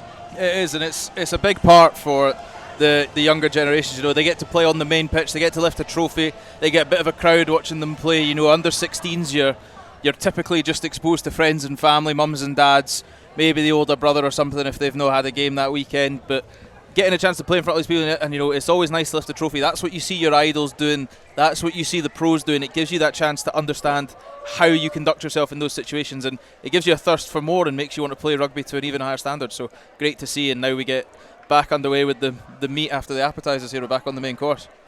Absolutely, and it's Hawick who have the first chance to attack from inside their own half. Morgan Tate, bright orange boots, he dances away, gives it to Kyle Brunton, and then towards the stand side, and Ronan McKean, famous for scoring tries for Hawick in big matches, tries to pop it up from the ground straight into the hands of one of the Accies attackers, who are now attacking fiercely into the 22, and a great running by that man once again, Rory Brogan, who we've talked about so much in the last fortnight, and he runs in, makes it look effortless really, as he runs in for the opening score. And Sam, that was so quick from Edinburgh Accies there. Look at him. Can you believe he's 18 years old? He is an absolute behemoth of a late teenager. He is an unbelievable rugby player. He makes that look so comfortable. You know, he's running around Ronan McKean and he's running around Kyle Brunton, both experienced Premiership players there. He's straight out of Fetties College, and I tell you what, you know, we spoke about the talent of Harris Rutherford there. I mean, somebody's going to be checking if he's got an American granddad. He is a real talent they've found here down at Rayburn Place, Rory Brogan. Absolutely, and makes it look so effortless as well. Just a 90 seconds on the clock or so, and they've made it 7-0. So Hawick already on the back foot in this one. Hawick came through a double header against Melrose. They won that on aggregate by 41 points to 38, so that was quite narrow. And then after that, they have progressed to this semi-final stage, and as for Edinburgh Accies, they had to overcome Kelso, which they did with a high-scoring game by 33 points to 24, before then breezing past the President's 7. So Hawick had to work a little bit harder play than Edinburgh Accies did, and I wonder how much that'll influence the speed of play come the latter stages, as Hugh Donaldson for Hawick gets outside the Hawick 22 and manages to flick the pass Fijian style into the hands of Kirkford, and then into the hands of Gareth Welsh, who makes a bit of space and manages to get it to Matt Reid, who's been a great influence on this Hawick side today, and he's going solo in this one and manages to get past both the defenders, and Toby Edwin, who fails, and then Ben Granger just manages to get hands on. But was it enough? No, it's a try, and great individual skill there, Sam, to get over the line and immediately reply for Hawick. It is. We spoke earlier about GAC owning the try of the tournament so far with their kick, chase through and collection on the far side, but Matt Reid, in terms of an individual try, that was absolutely sublime. Ben Granger as well, he took that little stab step inside on the right on the far touchline from the Netherdale stand. It stood Ben Granger up back onto the heels of his feet. That gave him enough of a room and an angle to dive, and you get right on the corner. You met corner flag and try line at the exact same time. They're a great angle and run and a great bit of determination by Matt Reid. They're a good try for Hawick, exactly what they will have wanted. Absolutely. Hawick straight back in it, although it's a tough kick for Kirkford on that far touchline. He's one that you would fancy his chances, though it just drifts across the face of the posts on this occasion. So it's still an Accies lead by 7 points to 5. Hawick, who haven't won here since 2007, so you have to go back a little while to find that. A Hawick win here is something that, although it might have been a few years since they did win here, they are no strangers to winning here. They have 42 wins from 55 finals, which is the most that any team has here at the Gala Sevens, as Kirkford gets us back underway, and Hawick have managed to win it back, which is exactly what they'll have wanted, as Ronan McKean finds hands on ball and then into the hands of Morgan Tate, who tries to argue that that wasn't a knock on, although the ref's pretty certain that it was, and so Accies will recover from their spilled ball at the kick-off, and now getting a scrum just outside the Hawick half. So Accies with a platform to launch an attack, and Sam, when you've got players like Rory Brogan in your team, this is the platform you want. Yeah, exactly. You can see they're all Rory Chalmers and Robbie Kent. They're already sort of looking outside them, just sort of seeing if they've got the matchup. Matt Reid's been sent to sort of basically what you'd describe as QB spy Brogan and just stay on him, man mark him. But Robbie Chalmers, you equally have to get on, and he's away comfortably. Yeah, perhaps too much focus on Brogan there means that there is space for Robbie Chalmers, and he goes himself and he'll run in for the try. It isn't quite under the post, it is a wee bit further out, and perhaps just as we were talking about the focus on Rory Brogan, that maybe meant that Hawick were just focusing a little bit too much on him, when actually they've got players like Robbie Chalmers and Robbie Kent, who are really good players for Accies. Yeah, exactly, and you could see, we spoke about how Robbie Kent and Robbie Chalmers were looking outside themselves, trying to see where Brogan was, had they got the matchup. Matt Reid was pretty much, he was not blind to what was going on inside, but you could see his job was so clearly just wherever Brogan is, you are standing directly in front of him, making it that he has to go either round you or pass it skillfully to get by you. But as we said, Robbie Chalmers, he just took a sidestep in on the second to last man, carefully arced his run to keep himself out of the reach of Matt Reid, and as you say, Gareth Welsh did well to stop him going under the post, but nevertheless, Accies get themselves straight back in front. Yeah, Accies are certainly been the dominant side so far. Just over 5 minutes played in this second semi-final. The winner of this will go on to face Gala, as Morgan Tate runs into the Accies defensive line, and Ronan McKean was over the top and won a penalty for Hawick. So Kyle Brunton gets us back underway. Hawick try to attack from deep, and it is through the hands of Gareth Welsh, who gets past the first defender in the shape of Lucky Nairn, and then brought down by Ben Granger. But a brilliant offload into Hugh Donaldson, a very powerful runner, and he manages to almost get right through Robbie Kent, but great tackle by the covering Kent, and Accies have won the turnover, which could be massive. Accies scrambling, and actually one of the first mistakes of the day for Rory Brogan means that Hawick were able to get over the ball, and it was Gareth Welsh who managed to pick up from the base there and just trip over, and a bit of a messy play there, but all in all, great play from Hawick. It was. Gareth Welsh deserved to be the one that finished off that try. Great bit of skill, determination. Took the team out. You could see they were sort of standing there looking at Kyle Brunton flung the ball to Gareth Welsh, looking to maybe just try and coax the defence in that, but Gareth Welsh took it upon himself straight through the line. You heard us both go, what a salivating bit of play to watch. He flung the front offload to pretend, caught it back, almost basketball-esque Callum Globetrotters, threw it out the back of his hand, and as you said, you had Hughie Donaldson running a sharp, acute line straight back, got close clear. Accies defended it, as you said, mistake from Rory Brogan with the knock-on. Gareth Welsh knew that the game wasn't dead yet, referee's whistle hadn't blown, scooped it up, fell over the line, got the reward for his effort, and like you say, it's a real ding-dong battle here. They're just slinging haymakers at each other, going punch for punch right now. Yeah, absolutely. Almost at half-time. This must be one of the final plays. But Hawick have done well to regather themselves. It was actually Morgan Tate and Ronan McKean both went up for Hawick to try and win the back. It fell into McKean's hands, but Accies have done well to turn it over, and now they can try and counter-attack. They're going to do so on the far side. Ben Granger was first on the ball and gave it in at Benstead. And now Robbie Chalmers recycles back towards the stand here at Netherdale as Toby Edwin puts the ball in one hand and tries to go himself, but Kyle Brunton brings him down then. Morgan Tate brings down the opposing player, and so Accies not quite getting it all their own way at the minute by a long stretch. So the ball fired, shipped out to Brogan, and now it's Matt Reid against Rory Brogan, and Rory Brogan's going to come inside and show his pace, and man for man, he's got the upper hand over the very impressive Matt Reid, so that shows just how impressive Rory Brogan's been as he darted down the outside, stepped back on the inside and had Matt Reid's number the whole way. And Sam, I mean, we've said it 100 times, but between those two players, they've probably been the best two players on that side of the draw, if you like. And I mean, toe for toe, they're going at it with each other, and at this point it looks like it's Rory Brogan's day. Exactly, that was the first time we saw the superstar matchup go off going into the half-time whistle, so you can imagine both of them will go back to their respective huddles, eager to get water on, get the legs rested and ready for another battle between the two of them. But it showed you there the pace and the angle, and it shows you the difference of being the attacker, getting the ball at pace, not having to stand still to receive it, and getting that extra half step on your opposite man. Because what I've seen today, I'd probably say Matt Reid is equally as quick, if not slightly quicker, than Rory Brogan. Not saying Rory Brogan's slow, you know, it's watching a cheetah take on a leopard, two very fast animals going at each other there, but having that ability to receive that crisp pass, take it in stride, not having to break what you're doing, that can make the world of difference, especially in sevens. And as you see that, Accies then get that go in front ball right on the stroke of half-time, which is such a momentum swing for this Accies outfit against a dogged Hawick side. Yeah, and I'm just looking at the two huddles and I can see the yellow and black stripy socks of Donald Crawford in the Hawick huddle, so it looks like Eli Hamilton suffered from an injury in one of the earlier games, and so because of that ruling where if an injured player, then you need to get a supporting player. It's Donald Crawford who has been selected by Hawick to be that player, and so he'll no doubt make an appearance in this second half, and that'll bring its own positives as well, although he'll have to adjust into the Hawick way of playing. So Hawick just separated from that huddle after a bit of wise words. And Sam, what do you think the message has been at half-time for both these camps? I think it's a real positive for both teams. They've both scored really good tries, they both scored really convincing tries, but having that experience, you get Donald Crawford in, an experienced seven practitioner himself, Super Series pedigree. We've watched him win games on the Sevens circuit and 15s games roughly by himself in terms of just dragging his team back into them when they were out of a tie.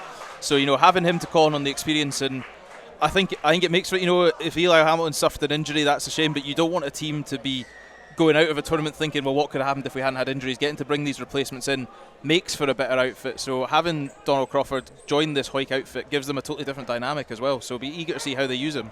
Absolutely, but straight from kickoff, it's the Accies who are going to make the first breakaway, and it's a bit of a struggling Hawick defence. It took 3 or 4 players to really bring him down, but Accies recycle quickly. And towards the stand side they come as Toby Edwin again pushes off 3 or 4 defenders and then eventually managed to get brought down. He's well brought down, to be fair to the Hawick defence. However, that does leave a bit of open space, and Ben Granger just arcs his run a little bit to carve through the Hawick defence, and that will not be the start the Hawick wanted, Sam. No, that's exactly possibly what they didn't want to happen. You concede very early either side of the whistle. It kind of feels like you've conceded almost more than twice there, because all you've now associated yourself with for the past couple of minutes is standing underneath your post or standing in your half-time huddle. It feels like an age since you've had the ball. It feels like an age since you've got to play rugby. And not only that, you've just casually watched this distance grow between you and your opposition. They'll be looking to get this turned around quickly, but not only that, they'll then be looking to recycle the ball and get back in possession. probably within the next minute and a half is what their coaches would want ideally. Get this back to a close game. Make Accies have to think about what they do with the ball. Don't give them the breathing room that they can start to play freely and be a bit more adventurous with their attack in rugby. Yeah, Hawick 12 points behind at the minute, but that's just a try, a converted try and an unconverted try, so they'll know that they're still in this game if they can just get some hands on the ball. But at the minute it's really all Accies, and it has been for the last couple of minutes as different players try and find different spaces, but Hawick not giving in. And Mark Reid's impressed this afternoon. He's had a lot of involvement for Hawick, one of their newest signings.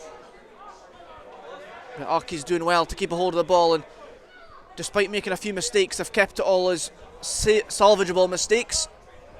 As Kirk Ford puts in a great defensive shift there to bring his player down, but then concedes a penalty, so that's not great for Hawick. And they also have a player down, so this is 7 against 6, and that's the last thing that Hawick needed at the minute, is to go towards the far side. And Mark Glenn puts in a bit of a challenge for Hawick, as does Marcus Brogan.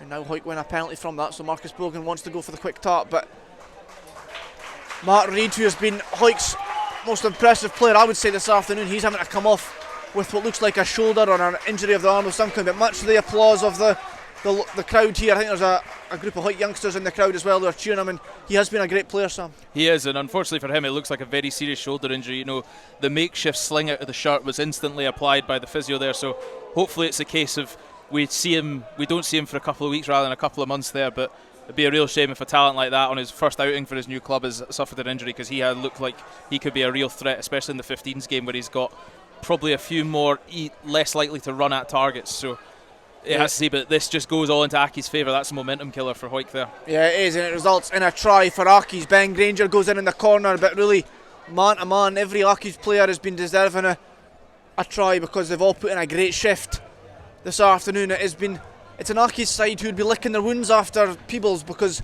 they were unfortunate not to get out with that group at Peebles, and they maybe would have just been written off by a lot of people, but they've came today and really put a marker down, Sam. They have, and you know, it's quite impressive. You know, we spoke about teams having pre-seasons. Accies are also, they've got a pre-season game on today. I think they're away up at Canal Point playing against Highlands, so not an easy one for them, and it's something to try to get. But you know, we looked at the team sheets. There was names missing. Obviously Rory Brogan is here today again, but there's names missing off this Accies sheet that you'd associate with the 7 squad. Max Wallace, Gav Wood, just to name 2 traditional backline starters for Accies.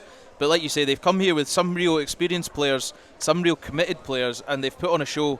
And as we spoke about earlier, there is a trophy available for them. Not only the King of the Sevens, but the best of the non-border teams they do compete for. And if they can get themselves a full win on the circuit under their belt, that puts them head and shoulders above Watsonians and Accies, while they then will reconvene in April. Absolutely. Accies with a 29 points to 12 lead as Hawick try and get the next score, which could be crucial if they were to launch a bit of a comeback after having a successful tournament. They went out at the semi-final stage at the People's Tournament as well, and now it's Donald Crawford, the replacement from Melrose, who's came on for Hawick through injuries. Accies making the tackles that they require to keep them at bay, but again Donald Crawford from the base picks up and gives to Finlay Douglas, who's dominated by his Accies defender. That was Charlie Lamond. As Morgan Tate then darts his run and into the hands of Donald Crawford again, but it looks like the Accies defence has done enough, just about. Marcus Brogan recycles for Hawick, they're pressing, but is it quick enough? Ronan McKean has a bit of a dance, and it takes 3 to bring him down. Now that must mean there's space somewhere, but Glenn Welsh picks up for Hawick and then concedes a penalty. I think that might have been, it's holding on the ref's giving it for, and Ronan McKean shakes his head, but ref's decision is final, and that's credit to the Accies defence. That it is, and you can see it by Ronan McKean's sort of demeanour there. He's not angry at the decision, he's angry at himself. They've clearly tried to rush it and they've not got their rewards. They now know how hard it is to win this ball back. You know, they've not scored in this second half. It's been a shutout performance from Accies, so they've really shown their defensive prowess as well this second half, and it's been, once again, like Gala, they did a thorough dismantling of Peebles. Accies will do the same. They're just systematically taking apart this Hawick side in the semi-final. Yeah, Gala awaits the victors here, and it looks like it's going to be Edinburgh Accies with just a minute to play on the clock, and they've kicked a touch from the penalty. That just shows their intent on slowing down. Accies did also have an easier way to get through this stages because of the fact that they managed to go through after just one game rather than having to fight it out in their second game, unlike Hawick, who had to really battle against Melrose to go through their tie, as we see Ronan McKean coming off again, hobbling off a bit of an injury, and Gareth Welsh has to come back on after just leaving the field about 30 seconds ago. Accies trying to launch a bit of an attack from deep, but you would think it's more of a defensive attack rather than an all-out attack to try and score some tries, because they, as it stands, go through with a 15-point lead. However, it's a great piece of running from Accies, and Robbie Kent just eases up as he gets towards the line.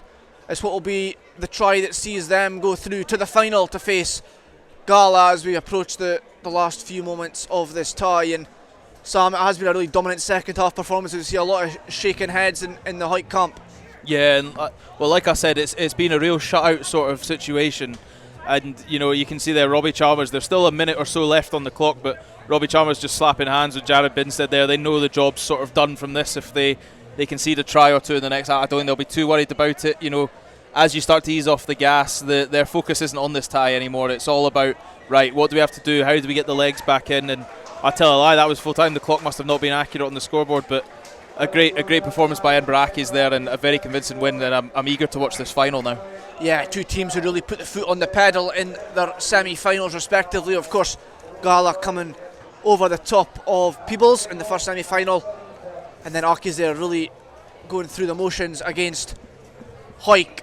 And things for both of those teams to work on. Peebles and Hawick will go away from this with learnings that they can take into the 15th season, which of course gets underway with some Border League fixtures in next week rather, and then straight into the first games of the season. So it's kind of non-stop action at the 15s. This is of course the final game of sevens before the April comes round back again in April, but it finishes in the second semi-final. It's Accies 36, Hawick 12. So just two games to be played on the Netherdale pitch. One of them will be the final, which will be between Edinburgh Accies and Gala. Looking forward to that, of course. Gala, 28 wins, 31 runner-ups they've had. Their last win a couple of years ago when they demolished Peebles by 40 points to 7. And Edinburgh Accies have only won here once before. That was back in 2019 against Watsonians, 21-10 on that occasion. They've been in the final a couple of times as well, so going into a final at Gala is pretty rare for them. So that's coming up after the under-18 final, which is going to be between Gala Wanderers and Jed Thistle, which we'll be covering very, very shortly. In fact, right after this. So a little touch of Billy Joel to get you in the mood for the big under-18 final, and the volume has gone up around Netherdale. A local win in prospect here, but Jed Thistle have been doing very, very well recently. They did very well at Peebles as well. So it's Jed Thistle against Gala Wanderers in the under-18 final. Let's return to Sam and also Ewan. Thank you, Stuart. Yes, this is it, the penultimate game of the day. Lots of action since first thing this morning. There was minis tournaments, there was under-16s tournaments, girls tournaments. All of that's past us. And for these guys on the pitch, the under-18s, it all comes down to this. Jed Thistle on one side, Gala Wanderers on the other. And Sam Mathews alongside me for the next two matches, because after that we have the big men's final, which contains also the hosts Gala and Edinburgh Accies. So two exciting games coming up, Sam, and this of course, as you mentioned, for the players of this level, this is a huge game in front of this crowd. It is, and it's a good day for Gala, respectively, as a club. You get your kids to you get your under-18s. Sorry, I should say your kids doing them a disservice. Your under-18s get to the final, get to play in front of their home crowd. We spoke about how much it meant for Celtic and Jed and the under-16s to play in front of a big crowd. Getting to play in front of your home crowd on your home pitch. This is what your coaches kind of drill you for. Like the whole goal of a youth development officer and a youth coach is to inspire the kids to try go as far as they can. Get to your club first team, and this is one of their first tasters for it, and we've seen stars like this come through. Nairn Moncrief is probably down there. I think I can see him down there. He's had experience on this pitch already, but this is where you get to see the talent of the future playing and know that the players' names you're going to be saying for the next 10 years. Yeah, absolutely. And it's Gala who have the ball in hand inside the Jed Thistle half, and they'll be looking to get success in this one prior to the men playing later on. It looks like they're going to get the first try of the game as well, but unfortunately brought down there was Sam Scott. So a nice little bit of play from him, quite individual, because it meant he then was unsupported and was held on to. is Jed Thistle have to attack from deep inside their own 5 metres, but it's a dogged run from Jed first.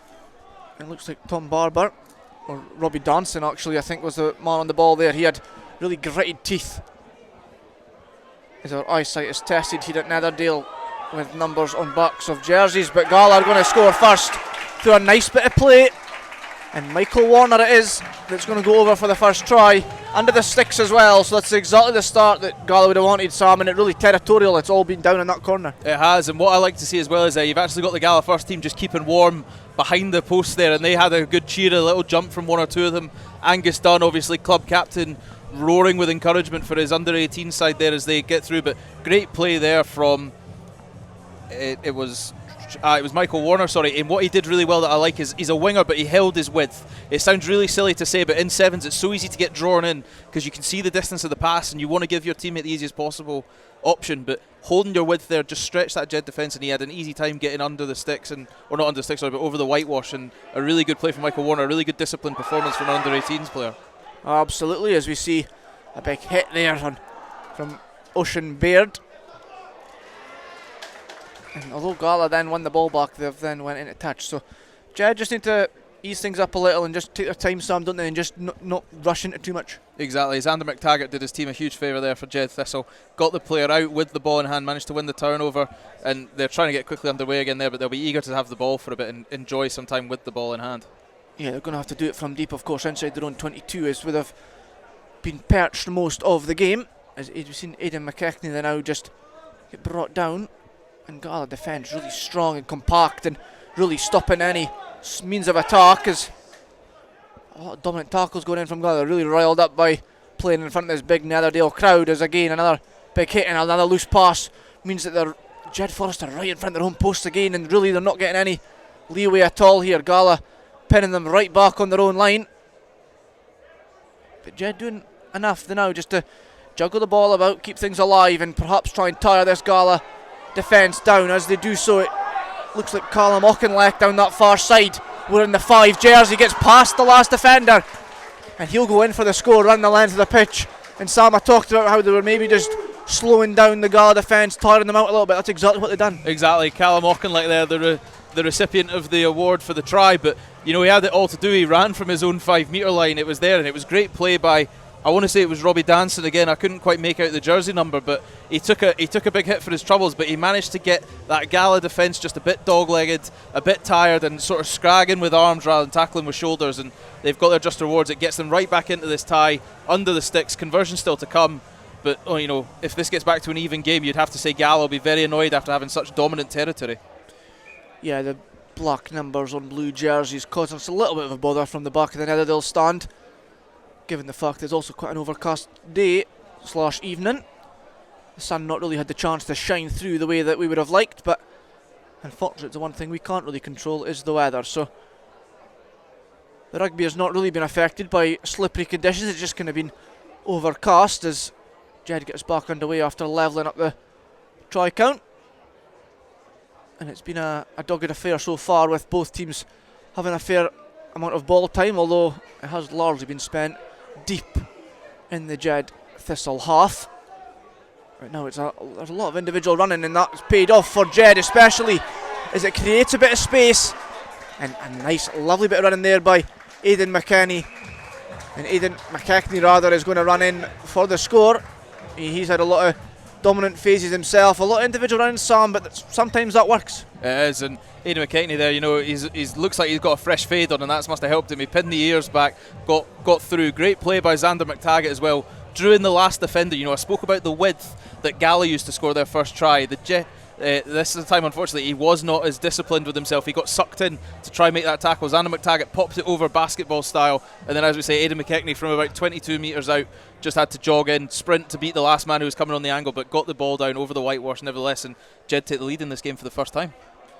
Yeah, Jed get their noses in front. Again, as we've talked about, the territory-wise, it's been all Gala Wanderers, but unfortunately territory doesn't always mean points, and it's Jed Thistle have made the most of the open space when creating their efforts, and now Gala find themselves pinned back inside their own 22 for probably the first time in this game, as then it's been turned over successfully. A little bit of luck involved as well, as it falls into the hands of Harry Wright, and he dives over, and Harry Wright with another great bit of individual play there to wrap round, catch the pass and dive over, and suddenly after what looked like a dominant Gala performance in the beginning, in the first couple of minutes of this game, it suddenly turned round to be an all Jed Thistle performance. You do, and you have to say for Gala, it's a bit unfortunate their coaches will be wanting them to just try regain the head there. You can see getting all that territory and not getting probably the points they should have got from that has affected them a bit, but great try by Harry Wright nonetheless. He was the one that ripped the ball out of Ocean Baird's hands. Unfortunately, he did a nice bit of skill to control it, but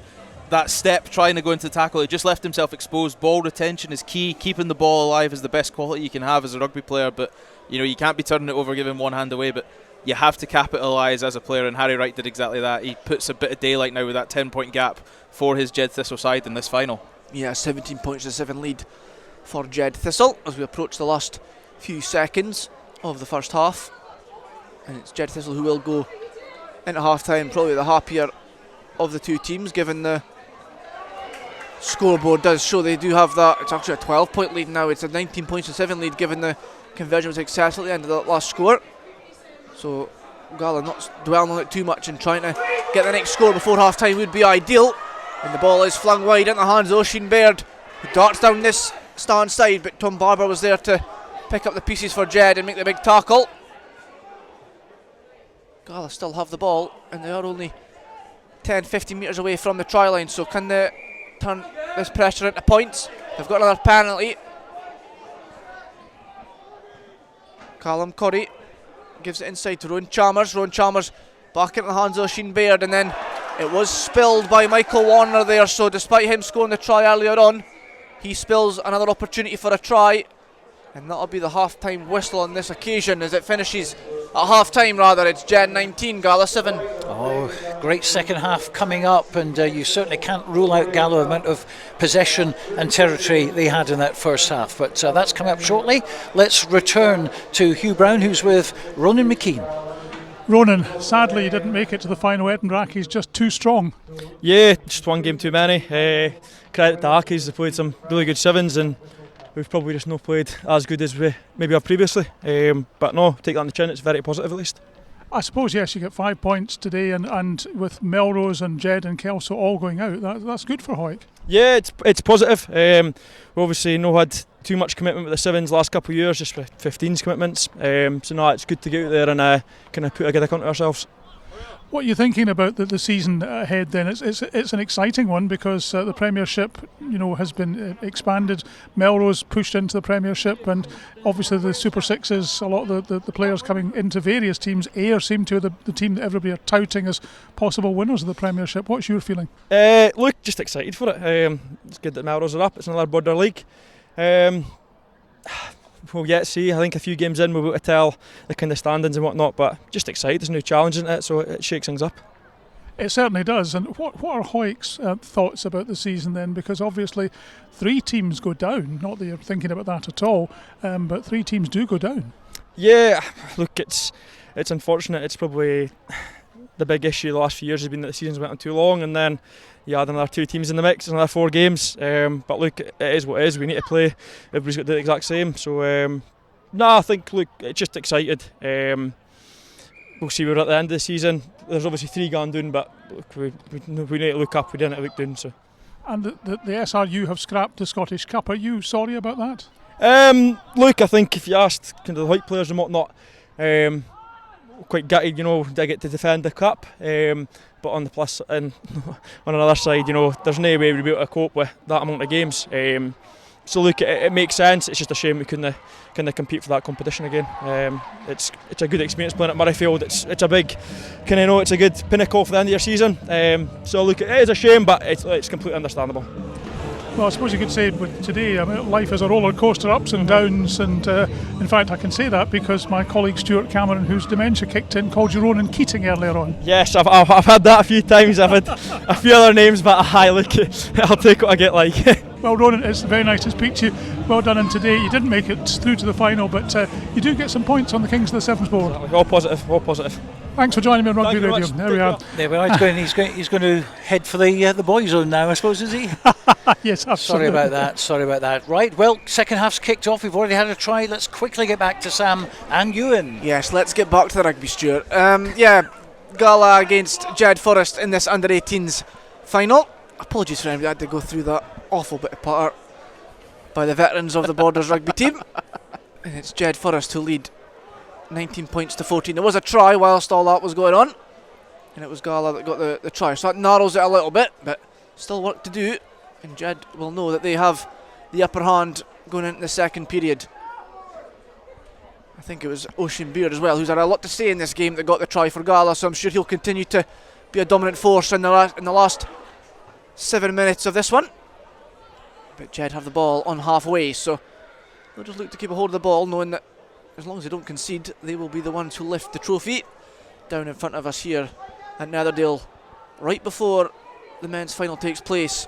But of course, the hosts will be looking to upset that. And right now, their defence is holding up as they've pushed Jed right back beyond the 10-metre line. So, good defensive work from Gala Wanderers. But a good bit of individual skill there from the Jed player, Robbie Dansden. And he's going to run in for the score. And that puts Jed back in front ever so slightly and reinstates their lead that they had at half-time. And Sam, the message at half-time for both teams will have been, you're 7 minutes away from lifting a trophy if you can win this half. What do you think that changes after a couple of tries, or is it just a case of just keep at it? I think it really changes now for Gala. Gala got exactly what they wanted out of the first minute of play. They got that try quickly. You could see just in the way they were starting to leave tackles on, they were starting to get a bit close to that horizontal, running a risky game. I reckon the half-time talk for the Gala under-18s team would have just been, keep the head, boys. Like, you've got to keep it. You showed how dominant you can be in that first half. They got the try they wanted through Oisin Baird. It was a nice running angled try on the far side away from the stand side here at Netherdale. So they'll be kicking themselves. They've just given themselves more to do again. But they've shown they can do it, and they've shown they can sustain pressure. They need to try get that home crowd to channel to keep behind them, but at the same time keep the focus. And they've done the first job of retaining the kickoff, and they now just have to set themselves up and play from there. They absolutely do. And Jed 10 points ahead. They'll be looking to make up for a loss in the final a fortnight ago at the hands of Peebles at the Peebles tournament, and they wouldn't want to lose to the finalists, to the hosts of this tournament in the final here. So they'll be looking to maintain this lead that they have at the moment. But great bit of play by Harris McDonald for Gala. Sees Gala right back up just outside the 22, but it's been turned over by Jed. And can they make this work? Well, they've been swallowed up ever so slightly. Logan Scott was over the ball, wins the ball, but it's been turned over by a penalty. So the referee again, another penalty. Logan Scott gives away 2 quick fire penalties there, and Jed now on the back foot, and Gala want to turn this into points. They're just outside the 22, and if they can create a bit of space, you would fancy them to go in for this try here. They have got a bit of momentum behind them. They've had most of the ball the last minute or so. Jed struggling to keep up the momentum. Things are starting to turn a bit of a walk. The pace has dropped ever so slightly, and now Gala have a 2-on-1 situation, and the ball straight into the hands of Sam Scott on the stand side, and the crowd loving a bit of that for Gala, because under the post means you're almost thinking of a 7-pointer, and that puts Gala right back in it with still plenty of time to play, Sam. It is, and I spoke earlier about how Gala was starting to lose the head a bit. A few tackles going in. I'm now watching the Jed players are starting to leave a bit more in. You can see they're starting to grab shirts. They're getting ruffled. I don't know whether Jed think that they know this lead is maybe not quite as comfortable as you'd like to think it is in that 12 points. Obviously not now. As you mentioned, the conversion has been gone straight through the uprights as a product of being tapped down in front of it. But both sides now are starting to get a bit ragged. Under 18s, there's a bit more attitude, a bit more tempo in it, and just a bit more feelings in it, just at the time they are and the young men they are. But it'll be whoever can keep their heads will win this game now, because they've both shown they've got talent and they've both shown they've got a desire to win. It's just who can channel that aggression properly and who will let the situation get the better of them. Yeah, it truly is anybody's to win here, because the scores are almost level. Jed Thistle rather have the ball in hand. It's been spilled. Now Gala chasing a 3-point deficit, have the forward momentum. And once again, Ocean Baird, probably one of the players of this final, is running it up for Gala, and he's brought down, but then it's recycled, and keeping the ball alive well here, Gala, but there's been a bit of a scuffle and emotions just getting the better of everybody there. And it's actually a yellow card for the Jed Thistle player, Sam, and I'm not quite sure if the yellow card was for the infringement or if it was for the way that it turned into a bit of a fight. I think it's actually a dump tackle going by the ref's actions there, so not the best thing that Jed would have wanted, you know, defending a lead and then losing a man. 7 against 6 can be all the difference, and now a scrum to Gala, and Sam, just a little bit of attitude causing a bit of problems there. It is exactly what I said. You have to channel it. You know, he's given a dump tackle. You see it wound him up a bit. He kept a hold of the jersey. The Gala player did another good job of keeping a hold of the tackle player to sort of emphasise, saying, "Ref, I've just been dump tackled here. I want you to know that that's happened, and I've taken a bit of injustice against it." But you know, it's the rains now came on as well, so the ball's not going to be moving as far. Having that extra player is going to make all the difference now. People are going to be slipping, sliding, and trying to make the most of it. But Gala will now seize the bit between their teeth with the ball in hand.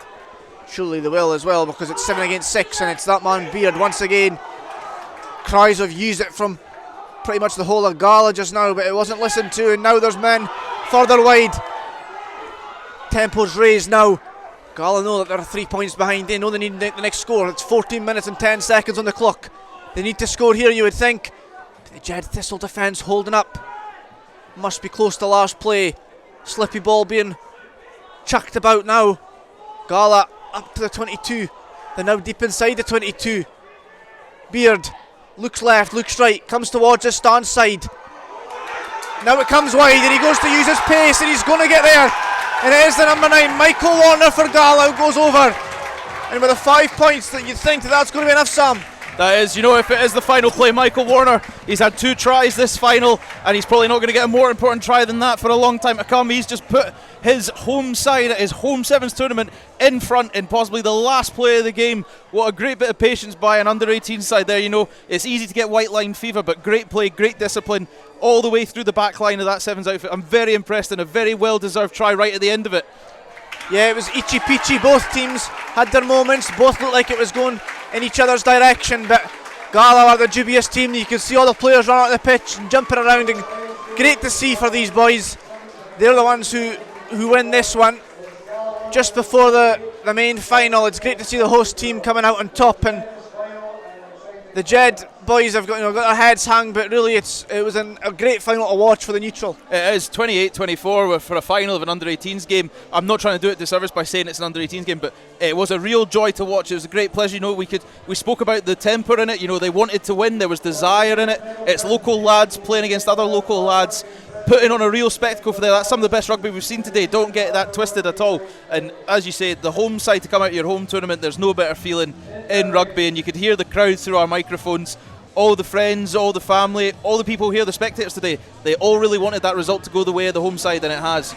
Well, the final result there then, in the final of the under-18s tournament, it's Gala 28, Jed Thistle 24. What an exciting finish that was, and just what we predicted as well at half-time. It was a 19-7 lead for Jed Forest, or Jed Thistle should I say, and then we always thought that Gala would come back. They did. They finally won that by 28 points to 24, and the rain is pouring down now for the final, which is coming up very soon. So a little bit of McFly for you. We're coming to the area, of course, on August the 31st at Lidd's Leaf at the Edge Festival. Looking forward to that, of course. But it's final time here at the Maroon'd Gala Sevens, and it's Edinburgh Academicals against the hosts Gala. Your commentators Sam Mathews and Ewan Welsh. Thank you, Stuart. We're here. It all comes down to this, the final. 12 teams were named. 10 teams made it to the start line, and 2 are going round for the final lap. Gala against Edinburgh Accies, the hosts against the men from the capital, and getting us underway is Edinburgh Accies into the rain, and Gala receive it well and can now attack towards the town end if you like, and it's a great start and run from Gala. Going himself there was Angus, done the captain. Has been recycled well, and Gala just slow things up a little bit, taking the time. They're no rushing into things. Horace Rutherford then for Gala. Into 2 defenders now. Can it be recycled to find space? Well, it goes back out to the far side, and again just holding things up there. Jack Niven just waiting to see where the space was rather than rushing into any spaces, and then recycled again. So they're inside the Accies half, and then there's a spilled pass that goes backwards. So not the cleanest of starts for Gala, and into the hands of Tim McCavan now for the men in maroon. Takes 3 Accies defenders to bring him down, but then Gala commit 2 players to the ruck, so still fairly level as Jack Niven again for Gala goes into contact and manages to just fling a pass before it was too late.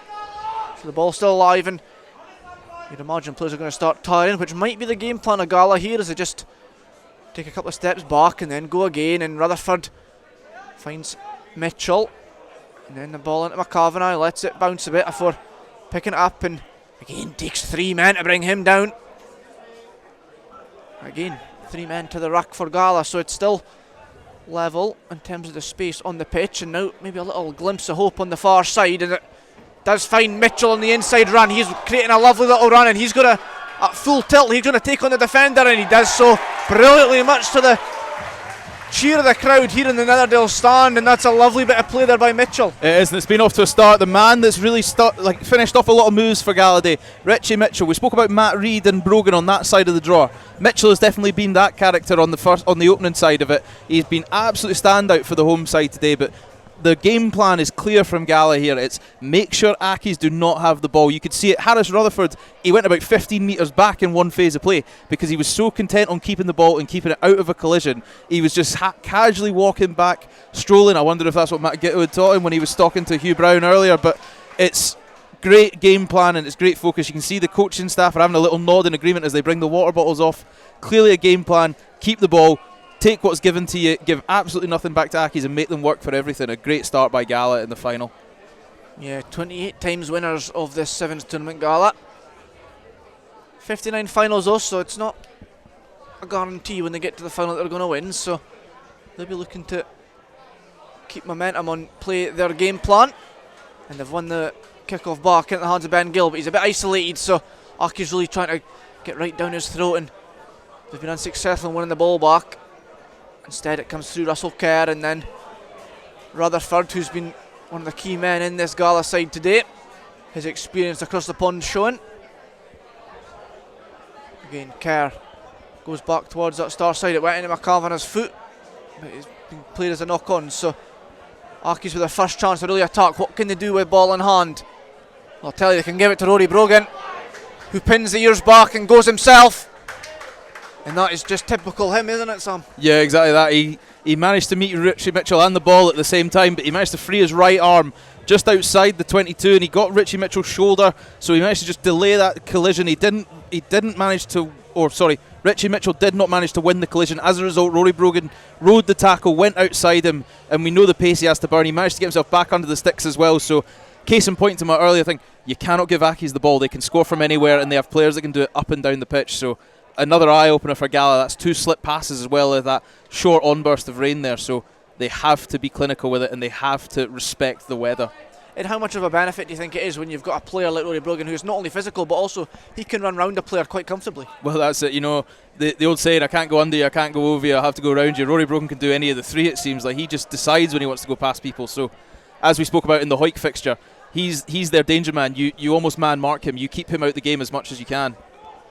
Well, Gala have regathered from the restart, and having to go from deep was Niven and now Rutherford. And he does present back, so it's been well kept, but they are still inside the 22, but they've got an advantage, so what can they do with the advantage? Well, they're going to try and attack from deep, and that's fair play to them because Niven's managed to create a bit of space and goes himself, but he gives it out to Angus, then the captain, who then really hears towards the trial, but he's got chasing players who are quicker than him. And is he on his own? Well, no, there's a lot of players in support, thankfully, and Russell Kerr's one of them, who then does a bit 360 spin and manages to find a bit of room into Niven, who created the initial run, who then cleverly gives it out to Ben Gill, and Ben Gill goes over just to the side of the post, so you'd expect that to be a 7-pointer for Gala, and the crowd are loving that, Sam. They are, and you can understand why. Jack Niven, he's been quietly going about his business this afternoon. We spoke about Richie Mitchell and Harris Rutherford, Angus Dunn, Ben Gill, but Niven's always been that pass to assist player. He's been the pass to the pass that set up the try, and he's got his reward there. He sucked 2 men in. That age-old classic of almost swimming through the tackle, one arm getting the other arm back out, collecting the ball, popping it off to the side. A great well-worked try, and you don't need to ask Ben Gill a second invitation from 5 metres out with only one man roughly in front of him.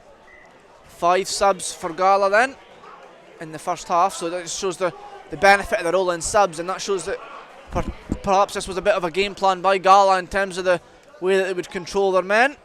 And if so, it has been carried out to plan, because they lead 14 points to 7 with just a minute left in the first half. So still a long way to go, but it has majority went in the favour of Gala this final so far, which is exactly what them and their coaches would like to have seen. So Accies maybe just feeling like it's not quite going their way just yet, and they typically have had probably one of the easier routes to the final. You would say they had that benefit of having the last pool game was a bit of a dead rubber. They were already through, and then they played a Hawick side that struggled in parts, so they were able to not necessarily play a full 40 minutes of hard rugby. But in this final, it's definitely going in Gala's favour at the minute, but that could all change literally within seconds in sevens. And Rutherford for Gala then manages to play a nice little pop pass inside, and then gives it to Gregor Collins, who we've mentioned a few times on the radio today has been one of the standout players. He's given away a penalty for holding on, and he puts his hands out and asks why to the ref, but the ref's very firm in saying that it was a penalty. So Accies will tap and go through Rory Brogan, gives it inside, but that player's going to then work with him, and Robbie Kent, who has been one of the star Accies player, goes to ground, gives a pop up, and it would have went right into the hands of Rory Brogan, but there was a knock on, so Gala playing advantage, and Gregor Collins, who we've mentioned for his individual skill, has a bit of a running attack, but that's comes up short of the 10 metre line. So still a long way from the try line for Gala, as Glenn McCrum goes outside and he manages to find his teammate, and what a brilliant run that is from Jacob Moore. 5 on his back, gets up just inside the 22. McCrum recycles, but scrum half not his forte. However, it's still in play. It went backwards, says the referee, as Mitchell goes himself, but then he's brought down, and the offload wasn't quite there in terms of it was knocked forward, and although there was a chase on towards the ball, it was knocked on, and that'll be half time. And so Gala have a 14 points to 7 lead at the half time, which is exactly what Gala would have wanted, just any sort of advantage going into half time. That's it, a huge get. You've now made this game 7 minutes long, as silly as that sounds. You've done the hard bit. You've managed to whittle down half the clock against the team that's been free scoring this afternoon. It's been free form rugby from Accies, so making them stay rigid in defence for all that time. You see they've only had one attacking phase with the ball, really. Robbie Kent almost got them through on the gain line again, but another just scarce reminder of they can score from anywhere and they can beat you however they want. Robbie Chalmers has had to do a real defensive duty that first half, which is not his game. He's a get it to the gain line, step, miss, offload, make people have to think about what they're doing. But Gala will take so much confidence going into that second half. 2 tries on the board. You spoke about the 5 substitutions. They're resting people really, really well. Ben Gill, McCavanagh, Dunn, and Russell Kerr have now all had a couple of minutes rest. They probably come back on at the start of the second half, but how can you beat a team that's managing to recycle so well? They've got everybody ready to be on and off the pitch at a moment's notice, and they don't have to turn around and be like, get your jumpers off, get this off, be ready. They're all staying warm. I'm watching them constantly doing side steps up and down the line. They're almost running with the ball in the defensive line. They're staying that eager. So going into the halftime team talks, Accies will be furious that they've not had the ball as much as they want, and Gala will be thinking, do we have the energy and the skill level and the mindset to do this again for another half? And Gala are a team that are great in attack and whatnot, but no lead's going to be big enough for this Accies side to chase, because they can literally change it so quickly. Yeah, exactly that. You could cough up the ball on their 10, think it's okay, we've not managed to get points for that, get it recycled, and before you've even managed to figure out what your defensive structure is, you're probably staring at the back of Brogan or Kent or a Chalmers or Granger. Any one of them can score. You look up and down the pitch, look up and down the team sheet, any one of them can clear a defensive line comfortably, so you have to stay fully focused and don't let the occasion get to you. Well, Gala have got us back underway. They are defending a 7-point lead with 7 minutes to play. In the home crowd, after watching that under-18s performance and the home side winning, they would love to see the senior men do the double here. And at the moment, they do have that 7-point lead, so a converted try is only the difference. So Accies having to attack from very deep inside their own 5 metre line, but a great bit of running rugby by Toby Edwin. Fends off to his opposing players, and then just looking for where the answers are at the minute, and they're not quite opening themselves up just yet. So into contact for Accies, but now out to Brogan, and then onto the wing, and Kent down the stand side. Is he gonna? Didn't take McCrum on, but then he goes inside and now takes McCrum on. So he's bit 3 or 4 defenders there, but Jack Niven's tackle was enough to not only grab the player but take the ball, and that will be classed as a knock-on. And Sam, that's a very tactical tackle. It is. It's a great tackle by Jack Niven there. He managed to stay right in his blind side just as Robbie Kent thought it was safe. You watch that transfer of the ball from two hands. Thought he had it safely tucked under that one arm, but the arm coming over the shoulder from Jack Niven there just punched the ball out, resulting in the knock-on. And I spoke about him in the first half. I've been really impressed by the dirty work he's done today. Jack Niven, he's just not let anything go. He's never given up on a single ball today, and he's getting his rewards in this final. And he's not the biggest player either. That just shows you at sevens you can be small and fiery. Yeah, exactly. You can be small and dogged. It's literally just about how much do you want to win in this sport, and he shows it in abundance. Well, Gala took the result in scrum, but Accies have had great defensive work to not let them gain much territory at all. Looking for answers as Gala struggled to really find any way forward without running into the light blue shirts of Edinburgh Accies. But remember, Gala are defending a 14 points to 7 lead, so they'll be happy just with the ball in hand as Glenn McCrubb slips on the now slippy Netherdale floor due to the shower we had just a little while ago, as Fraser Wilson's onto the pitch, so he's linked up some of the Gala passes there. But again, just the Accies defence keeping them in their own half, and Gala would love to be the next name on the score sheet as Niven, we've talked about him so much in this final, puts a kick over. Can he regather here? A nice little bit of footwork, but Rory Brogan's back in defence, slides, picks up the ball and then plays it over his own line. Now what's the ref going to call here? Might be a 5 metre scrum, is it, Sam? I think it should be. It looks, I'm just waiting to see his full decision, but it did look like it was carried over by Brogan, or at least certainly kicked back over by himself and then got over. But yeah, you can see they're setting up for a scrum there, so Niven might not have got the 5 points he wanted, but he's pinned Accies back firmly on their own 5, and once it comes out the scrum they'll probably be behind their own post as they look for space. So Niven, he's getting he's getting a bit of deserved rest now. He's just been called off. I don't think he's too happy about coming off, but there's got to be a lot of fatigue in those legs now. He's absolutely run himself into the ground, this young man for the Maroon. Absolutely. Now this, you would think, would really be a great opportunity for a try for Gala, but they've made a bit of a mess of that scrum, and now they find themselves not really got the platform they would have liked. Rutherford has a bit of a dance. It takes 2 to bring him down. It was a heavy collision, but does that mean there's men out wide, I wonder? Gala go through the hands on that far side, and it's into the hands of Gregor Collins, who then pops a pass inside, really narrow on the touchline, but Gregor Collins is there to pick up the pieces again, and Gregor Collins goes in. And I mentioned how much Gala would love to have been the next name on the scoreboard, and they are, and that could be a huge moment in this game, Sam. It is, and once again it's Ben Gill utilising the space he has on the wing. He's one of the more burly wingers you'll see on the circuit. Ben Gill, he's got absolutely mammoth quads. He's not easy to wrap up and tackle, and he can keep that leg drive going with some of the best in this league, in forwards included. It's never a foregone conclusion if you get 2 hands on Ben Gill that you've tackled him. But Gregor Collins, he fed the ball, made sure he stayed alive himself, got back round the outside. They were almost running out of pitch. They were working in such fine margins and channels, but like you said, he's now got the next try on the board that takes it up to 19-7 with a conversion to come. But exactly, Gala now got a bit more daylight, and once again they're still suffocating Accies. They're not letting them have the ball, so Accies will be very conscious of the clock now. Yeah, Accies not quite getting their say at the minute, and just a couple of minutes to go. It's by no means over, but it is by no means going to be easy for Accies to bring this comeback, especially the way that Gala are playing at the minute. Getting us back underway is Russell Kerr, and he puts it high into the sky here at Netherdale as shouts of "Come on Gala" are screamed by the home supporters.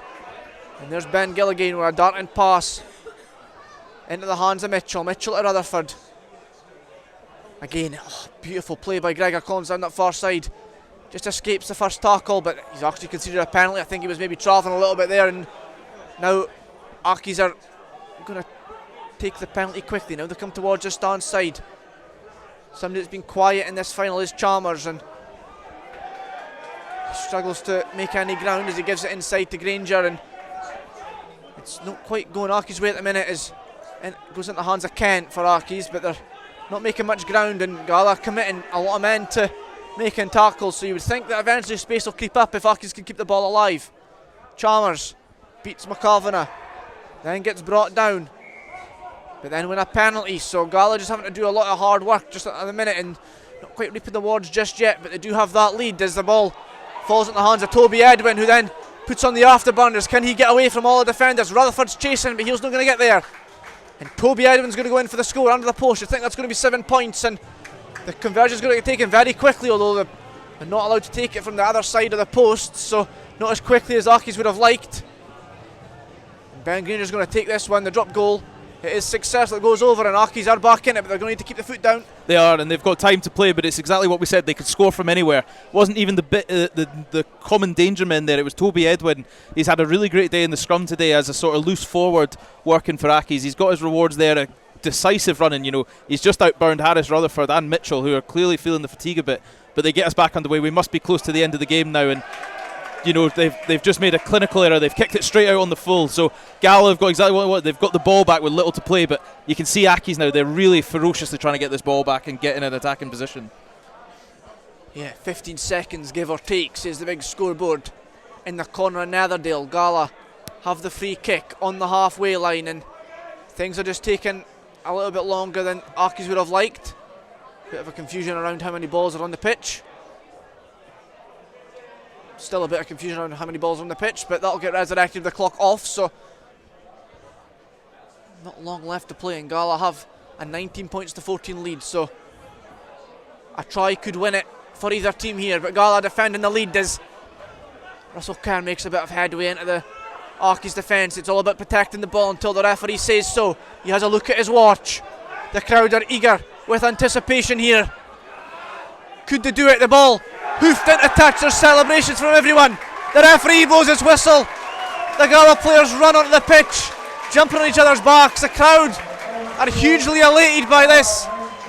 Gala have won their own tournament just like they did 2 years ago. They've overcame Edinburgh Accies in the final. Edinburgh Accies didn't get to play that final in any way the way they would want, Sam. And that was such a great performance by Gala, a really dogged performance. A masterclass on how to win a final there against an attacking threat like Accies. A great final by Gala there, great coaching, great use of the subs. I think it was a really impressive performance all in, and they've got their reward. They've put whatever was in front of them today. It all changed for them in terms of how they had to tackle the pool stages. 2 games back against Watsonians.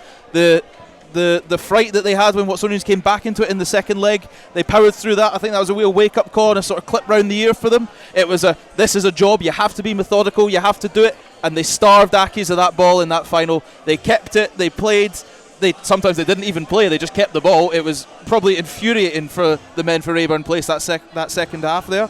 They will be furious with it, but a masterclass from Gala. I really cannot stress how impressive that was from the Netherdale men to win their home tournament this afternoon. And sometimes to the onlooker, Sevens might seem like it's a bit broken up and a bit messy and scrappy, but in terms of tactical performance, that first half from Gala was so clinical. It was. Jack Niven and Harris Rutherford especially, they just really orchestrated it. They used them as 2 sort of pivot 10s. You could see once set play broke up, they stayed on either side, not necessarily as wingers, but once the ball got to one side, what was on, evaluate, scan, bring it back if we need to, we'll send it down the other side, see if they can have any luck from there.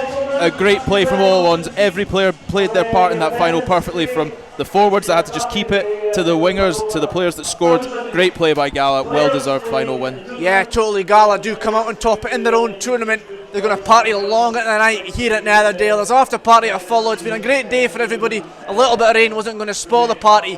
The under-18s from Gala were the winners, and in the men's tournament it's Gala as well, as they come over the top of Accies. It finishes Gala 19, Accies 14. Yes, it's been quite a tournament down here. We've been on air for 4 hours, but it went on longer than that. It was a 6-hour from start to finish, and my goodness, what does that do to the Kings of the Sevens table? Well, let me tell you, it means Melrose stay top, 13 points. We have 3 joint second, all on 10. That's Jed Forest, Accies and Gala. We've got 3 joint on 5th place with 8 points each, Kelso, Peebles and Hawick, and Watsonians in 8th place. Selkirk obviously not here today, didn't score at Peebles either, so they remain on 0. Herriot's yet to be invited to a tournament this season, so it certainly put the cat among the pigeons with the semi-finals ending the way that they did. I'd like to obviously thank our team today, who have been fantastic. Hugh Brown, Euan Welsh, Sam Mathews, Kelly Riddle, Colin Black and also Barbara Shield. Look out for highlights of the final and post-match reaction on Borders Rugby Television tomorrow. And although Sevens is now finished for the year, we're back next week for a Border League double-header. Our commentary match will be Kelso versus Gala from Poynter Park. We'll also be taking a keen interest in Jed Forest against Selkirk. That's at Riverside Park. Then in a couple of weeks' time, it's the start of the new Premiership and National League season, when our commentary game will be Melrose versus Heriots, but we'll have reporters right across the country, including the game that many people are salivating over already. Revitalised and newly promoted Ayr, with plenty of Ayrshire Bulls in their squad, now playing for the club team, and they're going to be taking on the champions, Curry. Join us at our regular time of 2:30 until November, after the clocks go back, when we start at 1:30 and have an extra hour on air. But we'll all be looking forward to that. But today it's been a win here at the Maroon'd Gala Sevens for Gala, beating Edinburgh Accies in the final. Thanks for listening, but for me and the team, a very good evening.